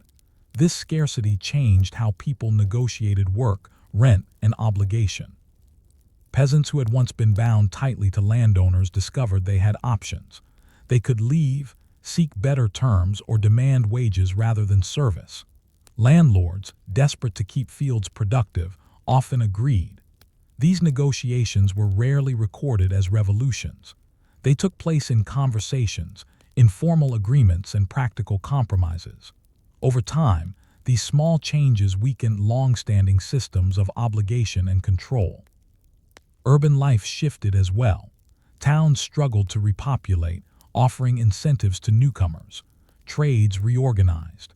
Guilds adjusted their rules to accommodate fewer apprentices and more responsibility placed on surviving members. Skills became more valuable, but reliability mattered even more. A person who showed up consistently, who survived outbreak after outbreak, became indispensable. Family structures also evolved. With mortality always looming, households became more flexible. Remarriage was common and often swift. Stepfamilies blended. Inheritance patterns adapted to frequent loss. Property changed hands more often, and women, especially widows, found themselves managing land, businesses, and finances with increased independence. These shifts were not framed as empowerment, but as necessity. Still, they altered expectations across generations. Cultural attitudes toward death changed permanently. Death was no longer a distant event reserved for old age or misfortune. It was familiar, expected, and woven into daily thought. Art, sermons, and stories reflected this awareness, emphasizing impermanence and humility. But for ordinary people, the change was quieter. They planned less far ahead. They valued practicality over idealism. They learned to live with uncertainty as a constant companion.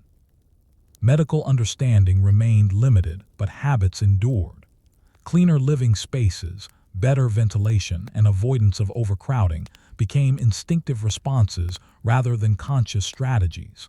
People trusted experience more than theory. If something seemed to work even coincidentally, it was repeated. This practical memory shaped everyday life long after the original cause was forgotten. Religious authority never fully returned to its earlier certainty. Faith remained central, but unquestioned trust had been shaken. People prayed, but they also acted. They cared for one another without waiting for instruction. This balance between belief and action became a defining feature of post-plague communities. Perhaps the most profound change was psychological. Survivors carried the memory of loss quietly. They knew how quickly stability could dissolve. This awareness did not always lead to despair. Often it led to pragmatism. People invested in relationships, skills, and routines that sustained them. They focused on what could be controlled: food, shelter, work, and care. The Black Death did not end the Middle Ages, but it transformed them. It stripped away assumptions about permanence and hierarchy. It elevated ordinary labor and practical knowledge. It revealed that societies survive not through ideals alone, but through adaptation, cooperation, and endurance. What remains striking is how little of this transformation was dramatic. There were no sweeping declarations, no unified response. Change happened slowly, unevenly, and quietly through daily choices repeated thousands of times across villages and towns. The plague reshaped the medieval world not through spectacle, but through persistence. And even centuries later, its shadow lingers, in how societies respond to crisis, in how labor is valued, in how communities adapt when certainty disappears. The Black Death reminds us that history is often written not in moments of triumph, but in long periods of quiet adjustment when ordinary people, facing extraordinary circumstances, simply keep going. Story 7. Monks, Manuscripts, and Monotony: the daily life of medieval monasteries. If you were to step inside a medieval monastery just before dawn, the first thing you would notice is the silence. Not the peaceful silence of rest, but the intentional silence of discipline. The air is cold. Stone walls hold the night's chill. Somewhere in the darkness, a bell sounds not loud, not dramatic, but firm and unavoidable. It is time to rise. Monastic life in the Middle Ages was built on repetition. Days were divided not by personal choice or seasonal labor, but by a fixed rhythm of prayer, work, and rest. This rhythm was not designed for excitement or comfort. It was designed for stability. In a world defined by uncertainty, war, famine, disease, the monastery offered predictability. The same prayers, the same hours, the same tasks, over and over, year after year. Most Western monasteries followed rules derived from the teachings of Benedict of Nursia, whose guidelines emphasized balance, obedience, and moderation. The goal was not withdrawal from the world out of fear, but withdrawal in order to impose order on the self. For the monk, salvation was not found in dramatic gestures, but in persistence, doing the same small things correctly every day for an entire lifetime. The day began long before sunrise with the first prayer service. Monks rose from narrow beds, often little more than wooden platforms, dressed quickly in simple habits, and moved silently to the chapel. Speech was discouraged. Even eye contact was limited. The community gathered not to express individuality, but to dissolve it. Voices joined in chant psalms recited so often they no longer required thought. Memory replaced emotion. Familiarity replaced meaning. After prayer came work. Not all monasteries performed the same labor, but all worked. Some farmed fields, tended vineyards, or cared for livestock. Others brewed beer, made cheese, or maintained tools. In scriptoria, monks copied manuscripts letter by letter, preserving texts that would otherwise have vanished. This work was slow and physically demanding. Ink froze in winter. Hands cramped. Mistakes required scraping parchment clean and starting again. None of this was considered punishment. Labor was prayer in another form. Repetition was the point. By removing choice, monks believed they removed temptation. The mind, freed from decision-making, could focus on discipline. The body, kept busy, left little room for doubt. Meals were simple and quiet. Meat was often restricted. Portions were modest. One monk read aloud while the others ate in silence, usually scripture or moral instruction. The message was clear. Even nourishment was not meant for pleasure but for maintenance. Eating was functional. Talking was unnecessary. Time inside the monastery moved differently. Seasons mattered less than hours. Bells marked everything: prayer, work, rest. Individual ambition dissolved into routine. A monk might spend decades performing the same task, copying texts, tending a garden, ringing bells without expectation of recognition. There were no promotions in the modern sense. Advancement meant deeper obedience, not greater freedom. And yet monasteries were not isolated from the world. They were deeply embedded in medieval society. Villagers relied on monks for education, medical care, and charity. Travelers found shelter within monastery walls. Lords donated land and wealth in exchange for prayers. Monasteries became economic centers, managing estates, storing grain, and stabilizing local food supplies. This created tension. Monks were meant to reject worldly concerns, yet they administered property, negotiated rents, and managed laborers. The contradiction was constant. The solution was bureaucracy, records, rules, schedules. Again, boring details sustained the system. Ledgers mattered as much as prayers. Emotionally, monastic life was demanding. Loneliness was common. Regret surfaced quietly. Some monks entered young, never having chosen freely.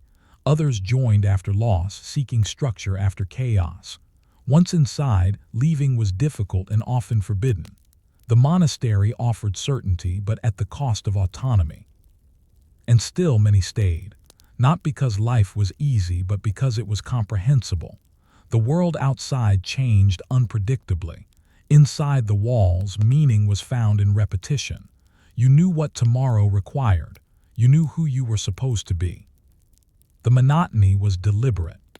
It was believed that holiness emerged not from inspiration, but from endurance. From doing the same thing well when no one was watching. From obedience when motivation faded. from silence when words were easier.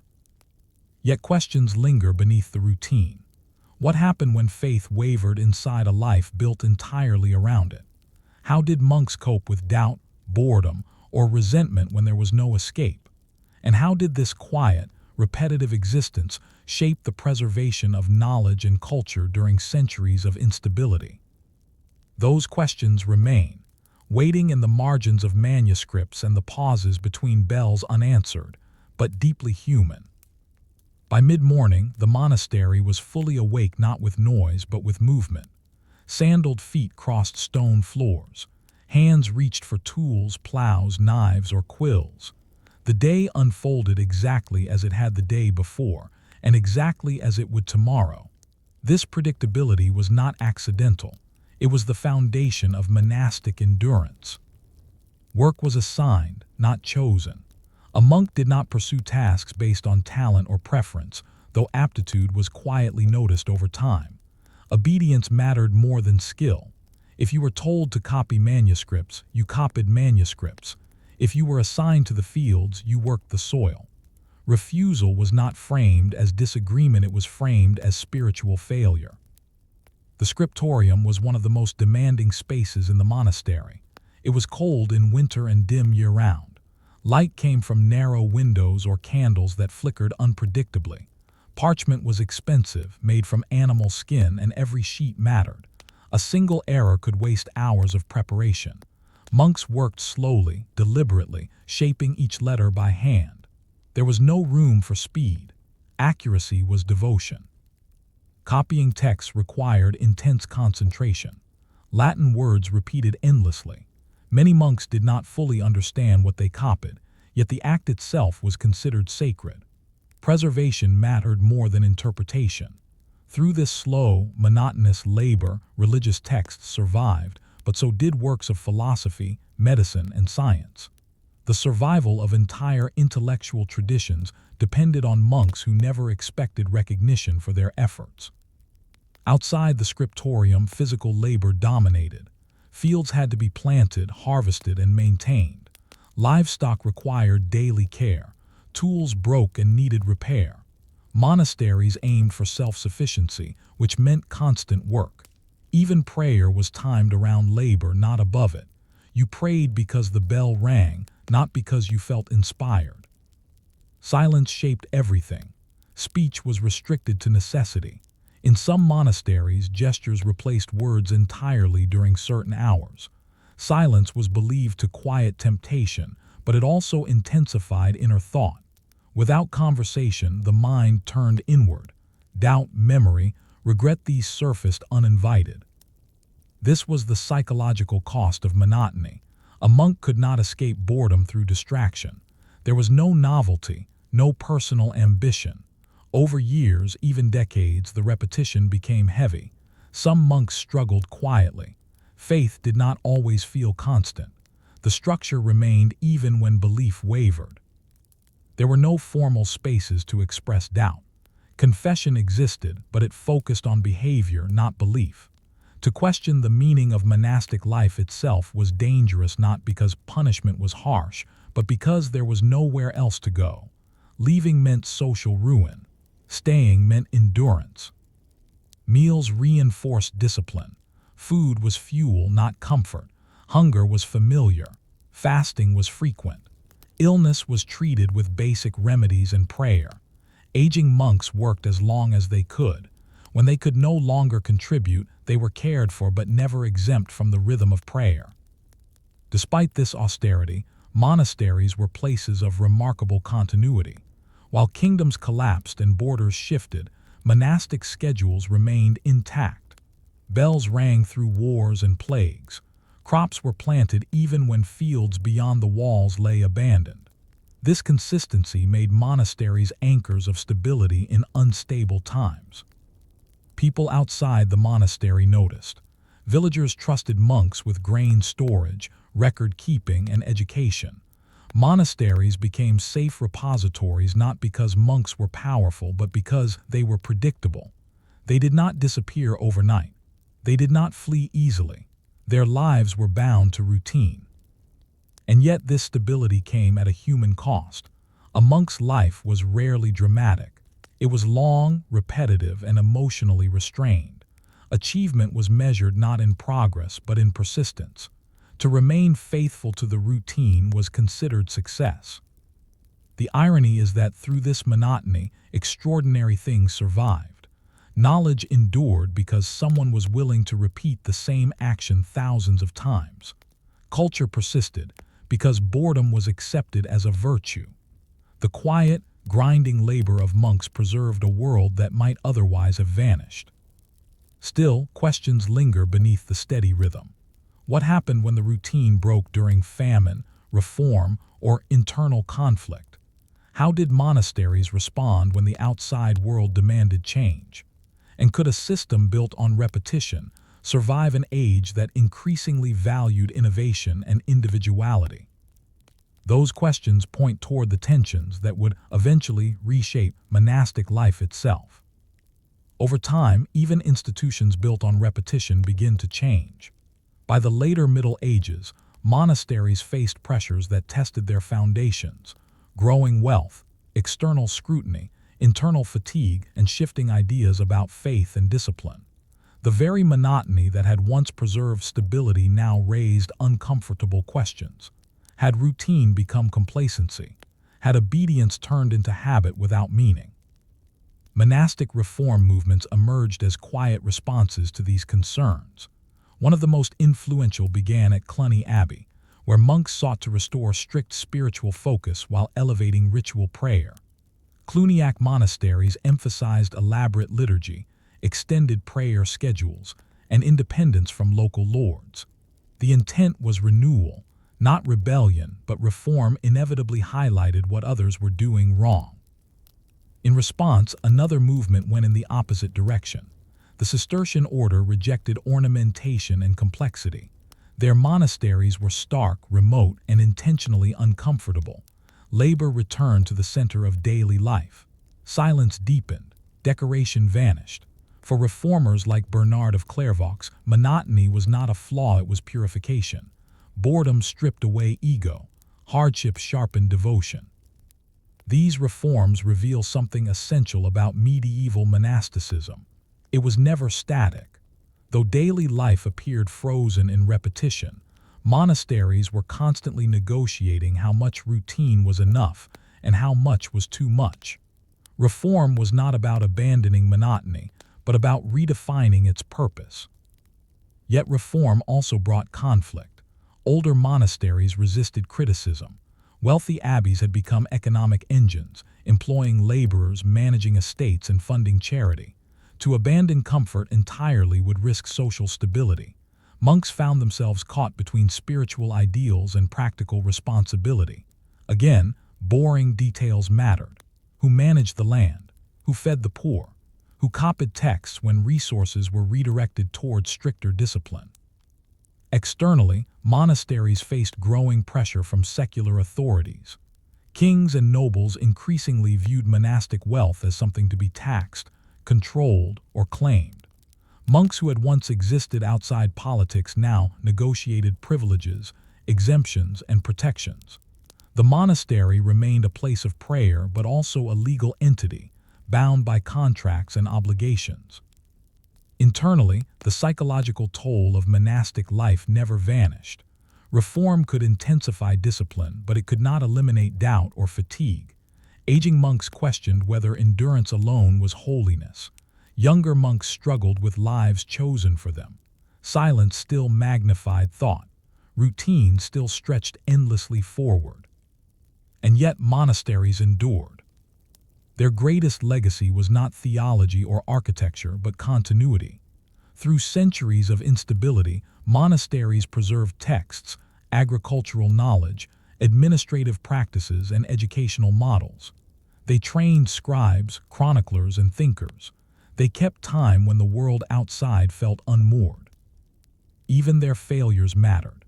Criticism of monastic excess shaped later religious movements. Calls for reform echoed into the late Middle Ages and beyond. When the Reformation arrived centuries later, Monasteries were among the first institutions questioned not because they were irrelevant, but because they had mattered so much for so long. For ordinary people, monasteries remained familiar landmarks. Bells still rang. Grain was still stored. Travelers still found shelter. The routines continued even as their meaning shifted. Looking back, it becomes clear that monastic monotony was not an absence of life, but a different understanding of it. Value was placed not on novelty, but on persistence. Not on expression, but on discipline. Not on achievement, but on showing up every day without applause. This mindset shaped medieval Europe in subtle ways. It influenced how work was understood, how time was structured, and how meaning was constructed from repetition. Even today, echoes remain in academic routines, bureaucratic systems, and the belief that important work is often slow, quiet, and unseen. And so the question lingers: was monastic life a retreat from the world, or a method for preserving it? Did the endless repetition dull the human spirit, or protect it during centuries when chaos was the norm? The answer, like the sound of the monastery bell, is neither dramatic nor final. It simply continues measured, persistent, and quietly shaping everything around it. Story 8: Forgotten Villages and Vanished Lives. Why Medieval Towns Disappeared. If you were to walk through the English countryside in the late Middle Ages, you would pass villages that no longer exist today, places with names once spoken daily, fields once worked by generations, churches once filled with familiar faces. These settlements did not fall to invasion or burn in famous battles. They did not collapse overnight. Instead, they thinned, quieted, and eventually vanished. One household left, then another. A roof collapsed and was not repaired. A path grew over. And eventually, no one remained to remember the village as a living place. Medieval villages were fragile systems. They depended on a precise balance of labor, land, weather, and population. When that balance shifted slowly or suddenly, the consequences could be permanent. A village needed enough people to work the fields, maintain buildings, share tools, and support communal obligations. Lose too many people and the system stopped functioning. Not dramatically, just quietly. One of the most common causes of disappearance was population loss. The Black Death removed not only people but redundancy. Where once 3 families shared a field, now only one remained. Where there had been enough labor to rotate crops and maintain soil, there was now exhaustion.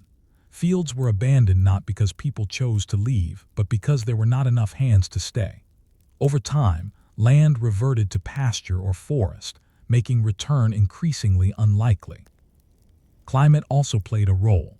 The later Middle Ages saw cooler, wetter conditions that shortened growing seasons and reduced yields. Marginal land villages established on poor soil or exposed hillsides became unsustainable. These communities had survived during warmer, more stable periods, but once conditions worsened, there was no buffer. Crops failed more often. Livestock struggled. Hunger encouraged migration, even when it meant abandoning ancestral homes.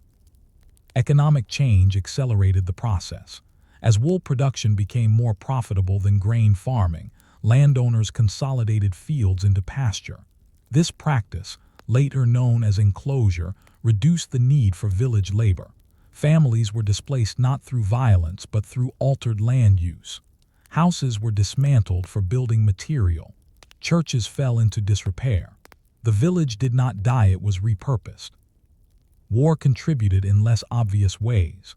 Armies moved through regions, requisitioning food and livestock.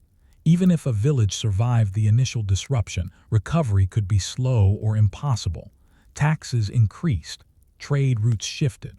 A settlement that had once thrived along a road or river could become irrelevant when traffic moved elsewhere. Relevance mattered. Medieval villages did not survive on sentiment. They survived on usefulness. What makes these disappearances striking is how unrecorded they were. Chroniclers focused on kings and conflicts, not on empty cottages. A village could cease to exist without ever being written down as having ended. Archaeology often provides the only evidence: foundations beneath fields, shards of pottery, outlines visible from the air. Places like Warham Percy remind us that absence itself is a historical source. For the people who lived through this process, the experience was not abstract. Leaving a village meant abandoning graves, memories, and identity. Communities were deeply local. Your name, your work, your obligations all were tied to place. Migration was not freedom, it was disruption. People moved reluctantly, often to nearby towns, hopping to rebuild continuity rather than start anew. Daily life in a declining village changed subtly. Fewer voices in the fields, fewer hands at harvest. Communal labor became harder to organize. Repairs were delayed, paths eroded. Services disappeared one by one. The blacksmith left, the mill stopped turning, the priest visited less often. None of this felt like collapse in the moment. It felt like inconvenience, then absence. Children grew up knowing they would leave. Elders stayed until they could not. Houses stood empty long before the village was officially abandoned. Grass grew inside walls. Animals wandered where people once lived. The land remained productive, but the settlement did not. These vanished villages challenge how we think about historical change. There was no single cause, no decisive moment. Instead, disappearance emerged from accumulation. Fewer people, less work, reduced relevance. Boring factors, weather patterns, land management, labor shortages, proved more powerful than armies. And this raises difficult questions. How many medieval lives ended not with violence or plague, but with quiet displacement? How did people understand loss when it came without drama? And how many places disappeared so thoroughly that we no longer know they were ever there at all? These questions linger in empty fields and softened earth, waiting for us to notice what is no longer visible. When a medieval village declined, its people rarely left all at once. There was no announcement, no final gathering to mark the end. Instead, departure happened in stages. One family moved after a failed harvest. Another followed when work became scarce. A widow left to live with relatives. A young man departed to seek wages elsewhere. Those who remained watched the village thin, even as they themselves debated when leaving would become unavoidable. Migration in the Middle Ages was not a bold adventure. It was a last resort shaped by necessity. People did not move toward opportunity so much as away from exhaustion. Leaving meant uncertainty, loss of status, and the need to renegotiate identity. In a village, everyone knew who you were. Elsewhere, you were simply another mouth to feed or pair of hands seeking work. Most migrants did not travel far. They moved to nearby towns, larger villages, or estates where labor was in demand. Urban centers absorbed many of the displaced, though cities brought their own risks: crowding, disease, and competition. Others became seasonal workers, moving between places as needed, a pattern that had been rare before widespread village decline. Mobility increased not because people wanted it, but because stability had collapsed. For families, migration required painful decisions. What could be carried? What had to be abandoned? Tools, clothing, and livestock mattered more than furniture or keepsakes. Homes built by ancestors were left behind. Graves were rarely visited again. Memory became portable, but place did not. Social standing changed immediately. A family that had been respected villagers could become laborers with no local ties. Customary rights, access to shared land, water, or woodland were lost. Survival depended on adaptability. Skills mattered.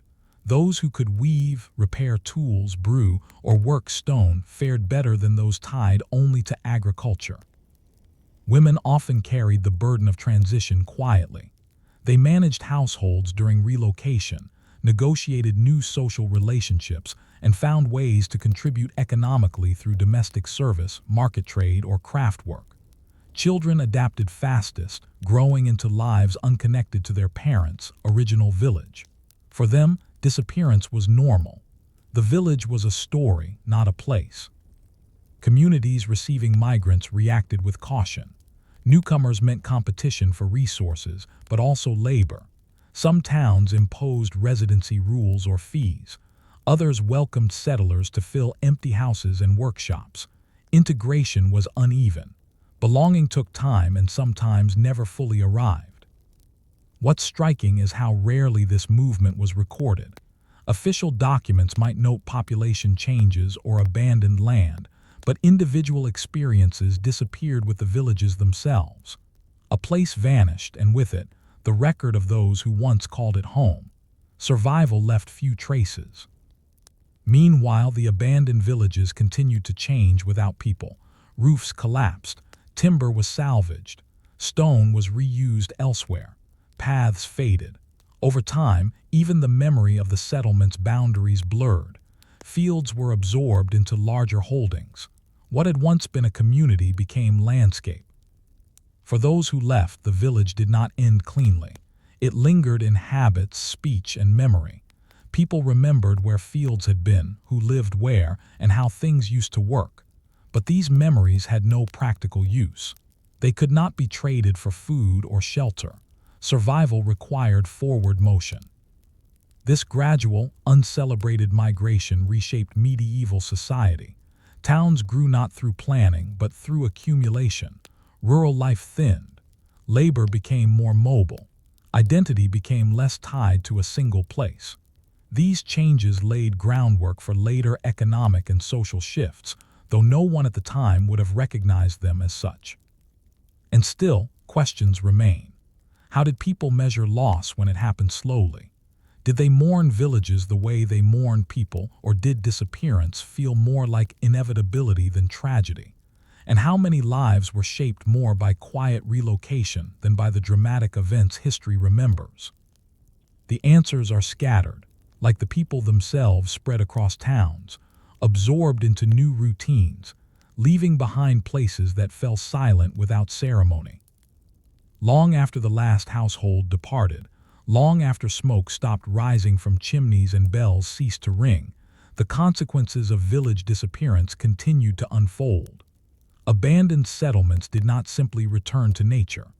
They became something else: resources, warnings, and quiet evidence of how easily human systems could dissolve.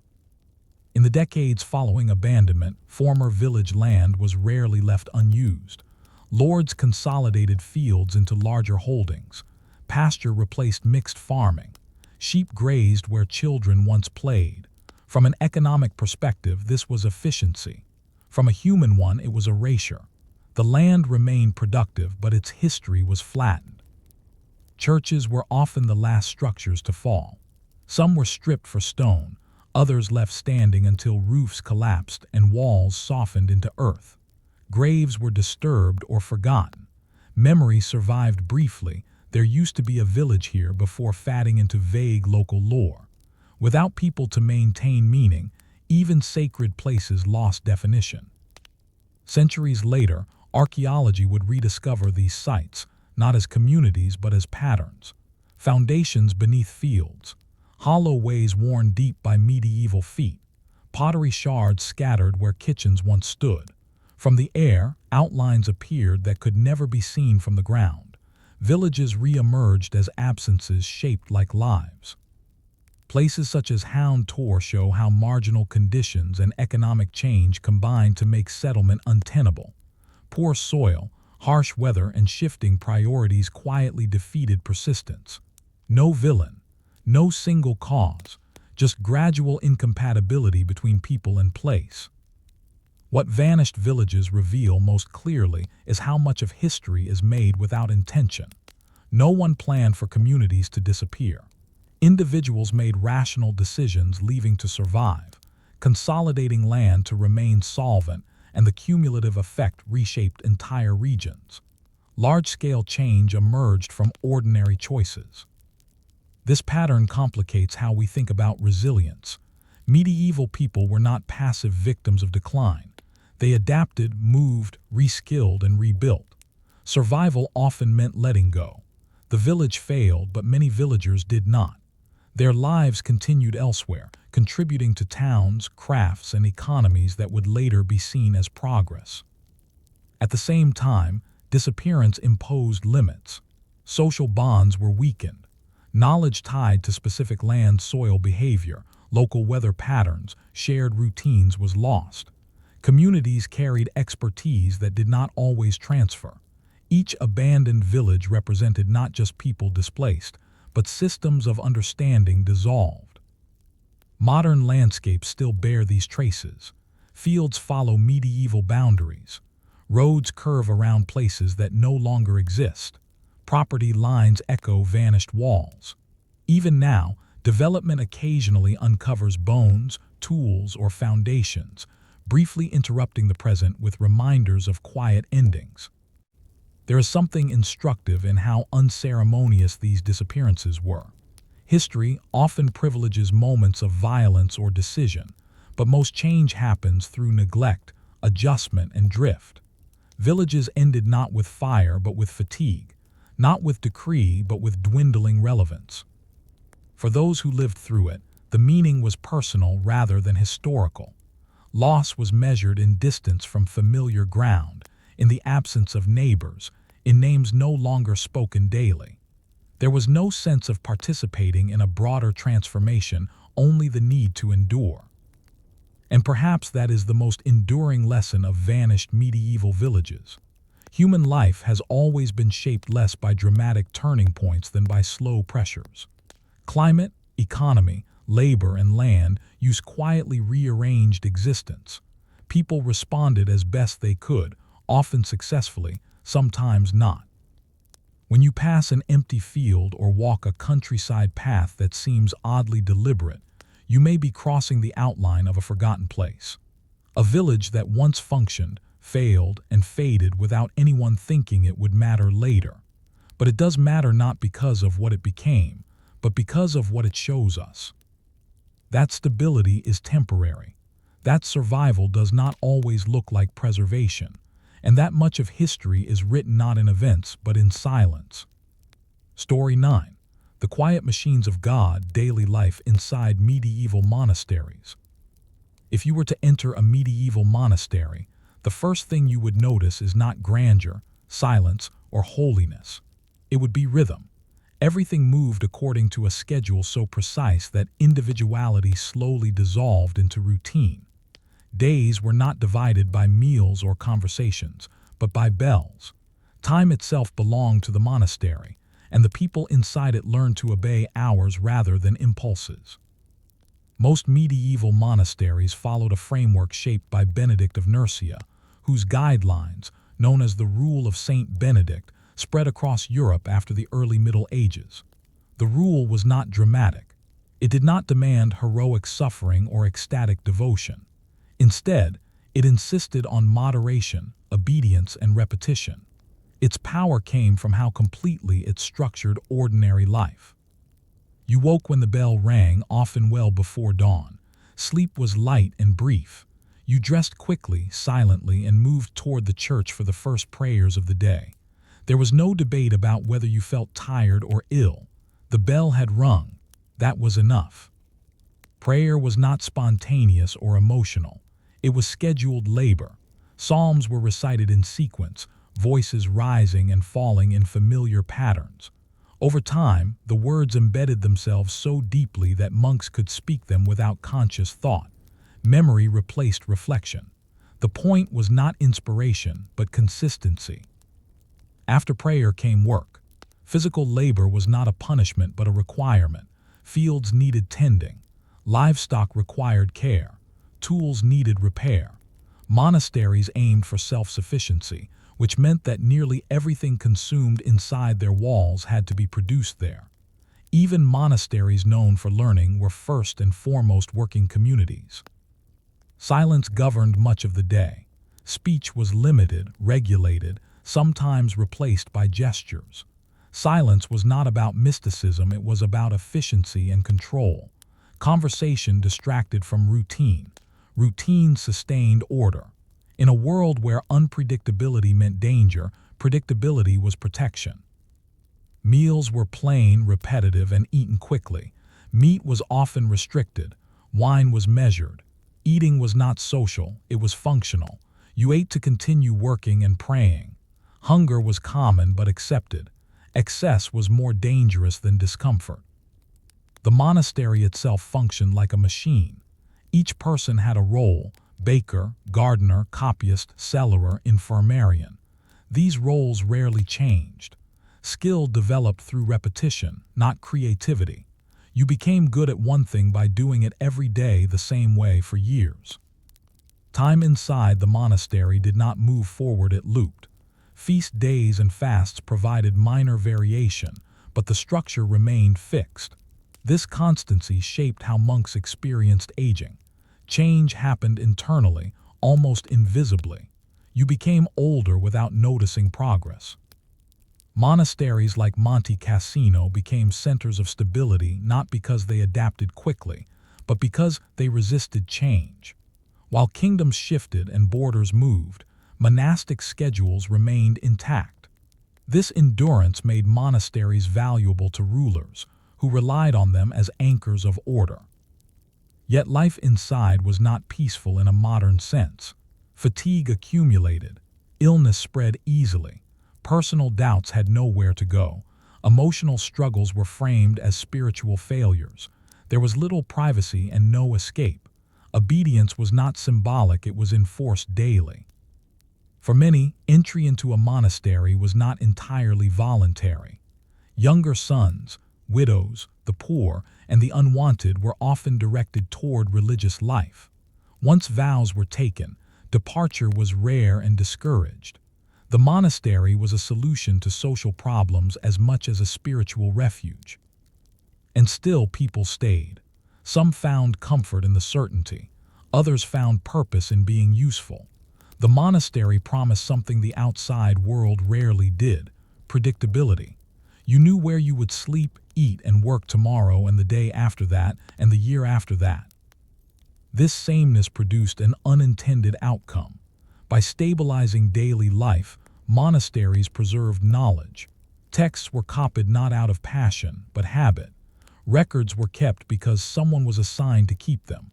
Learning survived because routine made forgetting difficult. But this raises a quiet question.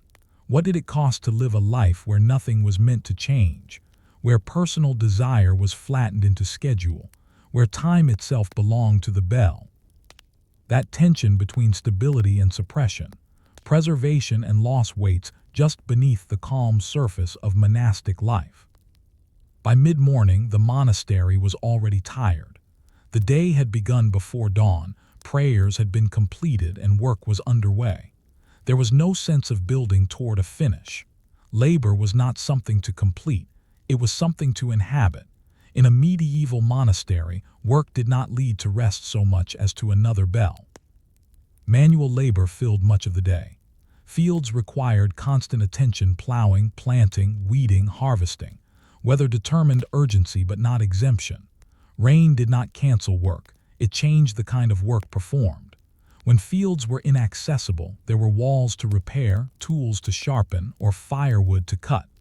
Idleness was considered dangerous, both spiritually and practically. Inside the monastery, labor was equally methodical. Copyists sat at desks for hours, producing manuscripts one letter at a time. Speed was discouraged. Accuracy mattered more than efficiency. A single mistake could ruin a page. Over time, the act of copying became almost automatic. Hands moved while minds wandered, though even wandering thoughts were something to be confessed. Discipline structured every action. Deviations were noticed. Arriving late to prayer, speaking without permission, or showing irritation could result in punishment. Penalties were usually mild: extra prayers, reduced rations, public correction, but their cumulative effect reinforced obedience. Correction was not about cruelty, it was about maintaining uniformity. Hierarchy mattered. Abbots and priors held authority that extended into every detail of life. Decisions were not debated openly. Obedience was praised more than insight. The ideal monk was not clever but reliable. This hierarchy made monasteries stable but emotionally narrow. Illness disrupted routine, but only slightly. Sick monks were cared for, yet expected to return to work as soon as possible. Long-term incapacity strained the community. Infirmaries existed, but they were not places of comfort, only of management. Health was valued because it sustained productivity. Psychological strain accumulated quietly. Silence prevented venting. Confession regulated thought. Doubt became internalized as personal failure rather than structural pressure. Some monks experienced what we might recognize as depression or anxiety, though such conditions had no language of their own. They were framed as spiritual weakness or temptation. And yet, moments of relief existed. Singing during prayer allowed controlled expression. Seasonal changes altered the work rhythm slightly. Feast days offered better food and brief relaxation of silence. These small variations mattered enormously. They marked time not by progress, but by repetition with subtle difference. The monastery's isolation amplified everything. Within the walls, the world was compressed. Minor conflicts felt significant. Personal quirks became magnified. Privacy was rare. You were always observed, even when alone. God, community, and authority blurred into a single presence. Despite this pressure, monasteries endured for centuries. Their endurance was not due to inspiration, but to systems. The rule absorbed individual struggle and redistributed it into collective routine. The machine kept running because no single person mattered more than the structure. This system also produced reliability beyond the monastery walls. Lords trusted monasteries to manage land, store grain, and provide charity during famine. Monks became administrators as much as devotees. Their predictability made them useful. But predictability has a cost. Creativity was constrained. Dissent was muted. Lives were shaped not by choice but by adherence. The monastery preserved knowledge, but it also filtered it, copying what fit, ignoring what did not. As the day moved toward evening, fatigue deepened. Muscles ached. Eyes burned. The bell called everyone back to prayer, regardless of condition. There was no sense of personal accomplishment, only compliance. And this leads to an uncomfortable question. Did the monastery sustain the individual or consume them? Was the price of stability the quiet erosion of inner life? Or did meaning emerge precisely because choice was removed? The answers remain suspended in the repetition itself, unresolved, like the bell that will ring again tomorrow, demanding the same response as today. As the centuries passed, the monotonous life of the monastery proved surprisingly powerful. What outsiders might have considered dull, repetitive, or restrictive prayers said the same way. Manuscripts copied letter by letter. Fields worked according to unchanging schedules became a mechanism for survival. Monastic routine preserved not only spiritual practice, but also knowledge, culture, and memory. The quiet work of countless monks built the foundations of European intellectual continuity. Scriptoria were the most visible evidence. Books that survived invasions, plagues, and fire often did so because monks copied them relentlessly. Religious texts endured, but so did works of classical philosophy, medicine, and mathematics. Without this persistence, centuries of learning might have been lost. Each letter scratched on parchment represented a deliberate act of continuity, repeated endlessly, often without comprehension or immediate purpose. Labor in the fields and workshops also had lasting effects. Monasteries maintained estates that fed surrounding populations and stabilized local economies. They experimented with agricultural techniques, managed forests, and recorded knowledge of crops, weather, and livestock that informed generations beyond the monastery walls. The mundane practices of planting, tending, and harvesting quietly shaped regional survival strategies. Yet this preservation came with costs. Individuals who lived entirely within the routine experienced lives constrained by obligation. Choices were limited. Emotional expression was restricted. Monks rarely married, rarely formed intimate bonds outside their community, and were expected to subsume personal desire to collective discipline. Their contribution to history was immense, but their personal lives were compressed into the rhythm of prayer, work, and silence. Reform movements throughout the Middle Ages reflected an awareness of this tension.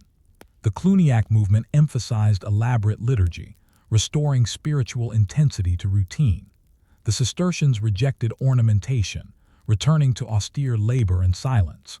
Both sought the same goal, refining monastic life to preserve its spiritual and practical functions. Both also highlighted the delicate balance between sustaining knowledge and preserving human well-being. The broader impact of monastic routine reached beyond monastic walls. European society absorbed the consequences of this stability: record-keeping, manuscript preservation, agricultural continuity, and administrative practices. Education and literacy, initially limited to cloistered life, spread through monasteries to cathedral schools and eventually universities. In subtle ways, the slow, repetitive labor of monks became the scaffolding of future civilization. And yet, there is a quiet lesson in this endurance. Monastic life demonstrates that survival and preservation often require repetition, patience, and discipline, rather than drama. Great events are remembered, but slow, repetitive acts can shape the course of history more profoundly than any battle or proclamation. Still, questions linger, unresolved. What was lost in those lives consumed by routine? Could the preservation of culture justify the sacrifice of individuality? How many creative insights or personal joys were smothered in the pursuit of stability? And perhaps, in a modern sense, what can we learn from a system in which continuity depended entirely on human obedience to monotony? The monastery endures as both metaphor and reality, a place where time, labor, and faith converge, producing continuity and knowledge, while quietly testing the limits of human patience. Its bells continue to echo in history, marking not moments of heroism or innovation, but the profound, slow power of persistence, the kind that shapes centuries without fanfare. Story 10. The Hidden Lives of Medieval Women, Daily Labor and Silent Influence. If you were to step into a medieval village at dawn, you would notice the men heading to the fields or the workshops. But just as essential, though far less recorded, were the women moving through homes, yards, and streets, orchestrating the invisible framework of survival. Their day began before the sun fully rose, and it rarely ended before darkness fell. A typical morning started with household chores. Water had to be drawn from wells or streams, sometimes hundreds of meters from the home, and carried back in heavy buckets. Hearth fires needed stoking. Grain had to be ground into flour, often with a hand mill. Animals were fed, milked, and tended. Each task required skill, knowledge of seasonal patterns, and physical endurance. One misstep, overcooking, spillage, or neglect could disrupt the entire household. Cooking was a constant negotiation of scarcity. Women combined what was available, stretching limited grains, vegetables, and small amounts of meat to feed large families. Preservation was vital. Vegetables were dried, fruits turned into preserves, and meat salted or smoked. These practices required foresight, experimentation, and careful timing. Survival rested on mastery of these ordinary but essential skills. Children were cared for alongside labor. Young ones often assisted in chores as soon as they could walk. Education came not from formal schools but through observation and repetition. Girls learned to spin, weave, cook, and manage the home. Boys learned early the rudiments of labor expected in adulthood. This daily instruction ensured that skills and knowledge survived generations, embedded in the rhythm of life rather than written in books. Women's influence extended beyond the household. Markets, often chaotic and crowded, required negotiation and awareness. Selling surplus goods, eggs, butter, cheese, or handcrafts demanded knowledge of prices, timing, and relationships with local buyers. Some women managed workshops or small businesses, becoming essential nodes in local economies, though their contributions were rarely acknowledged in official records. Social obligations occupied much of the day. Women participated in religious observance, charitable distribution, and the maintenance of social networks. Hospitality was expected. Travelers, kin, and neighbors relied on household resources, and providing support reinforced alliances and reputation. In communities where men were at war or traveling for trade, women effectively maintained the social and economic continuity of the village. Labor was relentless but not without skill and strategy. Women rotated tasks, delegated to older children, and combined work with teaching or storytelling. Every action carried a dual purpose: immediate survival and the preparation of the next day. Fatigue was constant, yet efficiency and foresight were non-negotiable. Mistakes could be costly. The physical demands were accompanied by emotional labor. Women mediated conflicts, soothed children, and maintained households in the face of uncertainty. Losses from plague, famine, or crop failure demanded resilience. Emotional endurance, like physical endurance, was rarely recorded but crucial for family and community survival. Despite these demands, women's labor was largely invisible. Chroniclers rarely noted who milled the flour, cooked the meals, or repaired the roofs. Legal records favored men, often listing them as the heads of households, while women's contributions were quietly assumed. Yet without this work, families could not endure, communities could not function, and survival itself would have been impossible. Even small decisions carried long-term weight. Choosing when to plant, how to preserve, or whom to trust with assistance affected outcomes for months or years. Women's influence was cumulative, subtle, and pervasive. History might ignore these acts, but they shaped the daily rhythm and resilience of medieval life. And still, questions remain. How did women negotiate authority in a society that formally limited their voice? How did they balance labor, family, and social expectation in an environment dominated by male decision-making? And what strategies did they develop to maintain continuity and influence without recognition? These questions linger like the smoke from morning hearths, essential, unrecorded, and quietly shaping the world around them. While household labor formed the backbone of medieval women's lives, their influence extended far beyond the walls of their homes.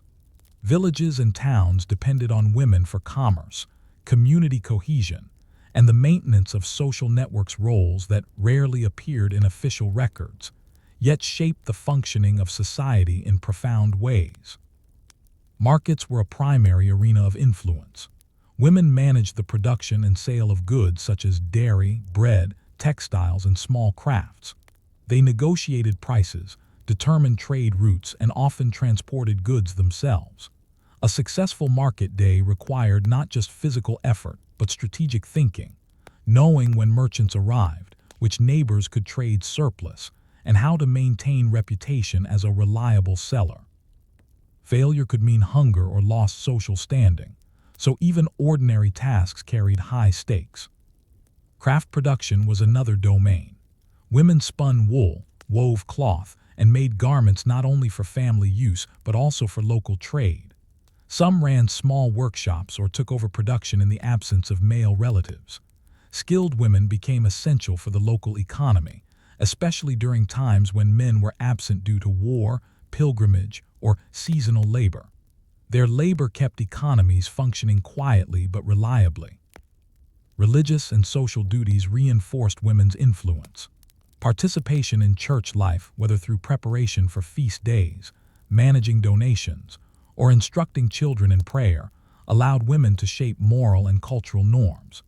In some cases, women organized charitable support for the poor or sick, acting as mediators between different households and social classes. This gave them soft power, the ability to affect the well-being and cohesion of their communities without holding formal office. Inheritance and property management added another layer of authority. Widows, especially, often oversaw land, livestock, and household resources. In doing so, they navigated legal systems designed to privilege male heirs, sometimes leveraging knowledge of custom and local law to maintain control of property. Their decisions influenced family fortunes and community stability, even if chroniclers rarely recorded them. Education, though limited, was often transmitted through women. Girls learned practical skills and household management. Boys observed their mothers, organizational abilities. Knowledge was embedded in routine, which crops thrived, how to preserve food, how to resolve disputes. While men might hold formal titles, women ensured the survival of skills and local wisdom that formal education rarely captured. These contributions were subtle but cumulative. Each decision how to divide food, when to send children to assist neighbors, how to distribute surplus goods had ripple effects. Entire communities depended on these small, often invisible acts. The stability and resilience of medieval society rested on countless daily choices that left few traces in chronicles, yet shaped survival across generations. Despite their centrality, women often faced limits. Legal systems, guild restrictions, and social norms constrained mobility, authority, and recognition. Authority had to be exercised indirectly, through negotiation, influence, and daily practice. Women learned to navigate these constraints creatively, securing survival and impact in ways that went largely unnoticed by historical observers. And yet within these constraints, women exercised quiet power. Decisions over food, trade, and household management affected who survived famine, who prospered economically, and who maintained social connections. Women's labor was both practical and political, a blend of care, foresight, and negotiation. But questions linger. How did women maintain autonomy in a world designed to limit it? How did they pass on knowledge and influence in ways that could survive absence, loss, and societal upheaval? And how much of medieval society itself depended on labor and wisdom that went unrecognized at the time? These questions reveal that the hidden work of women was not secondary, but foundational.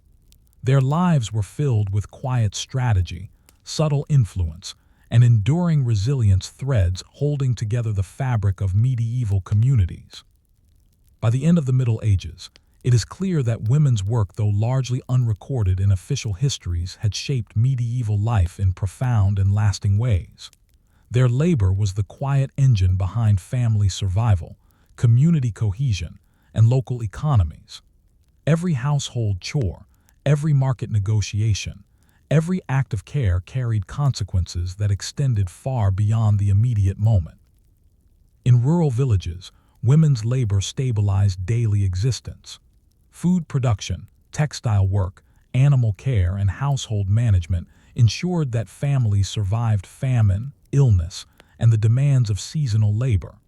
Without their contributions, villages would have been far more vulnerable to the pressures of climate, disease, and scarcity.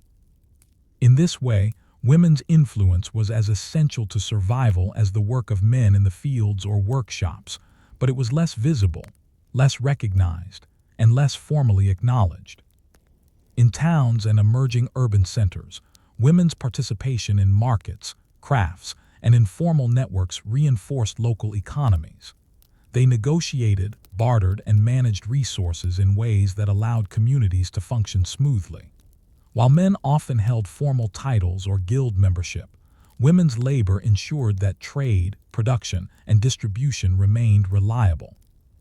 Their work provided continuity in times of instability, allowing commerce to persist despite wars, epidemics, or population shifts. The social and cultural influence of women was equally profound. By organizing feasts, supporting religious observances, mediating disputes, and maintaining networks of charity, they shaped the moral and social fabric of medieval communities.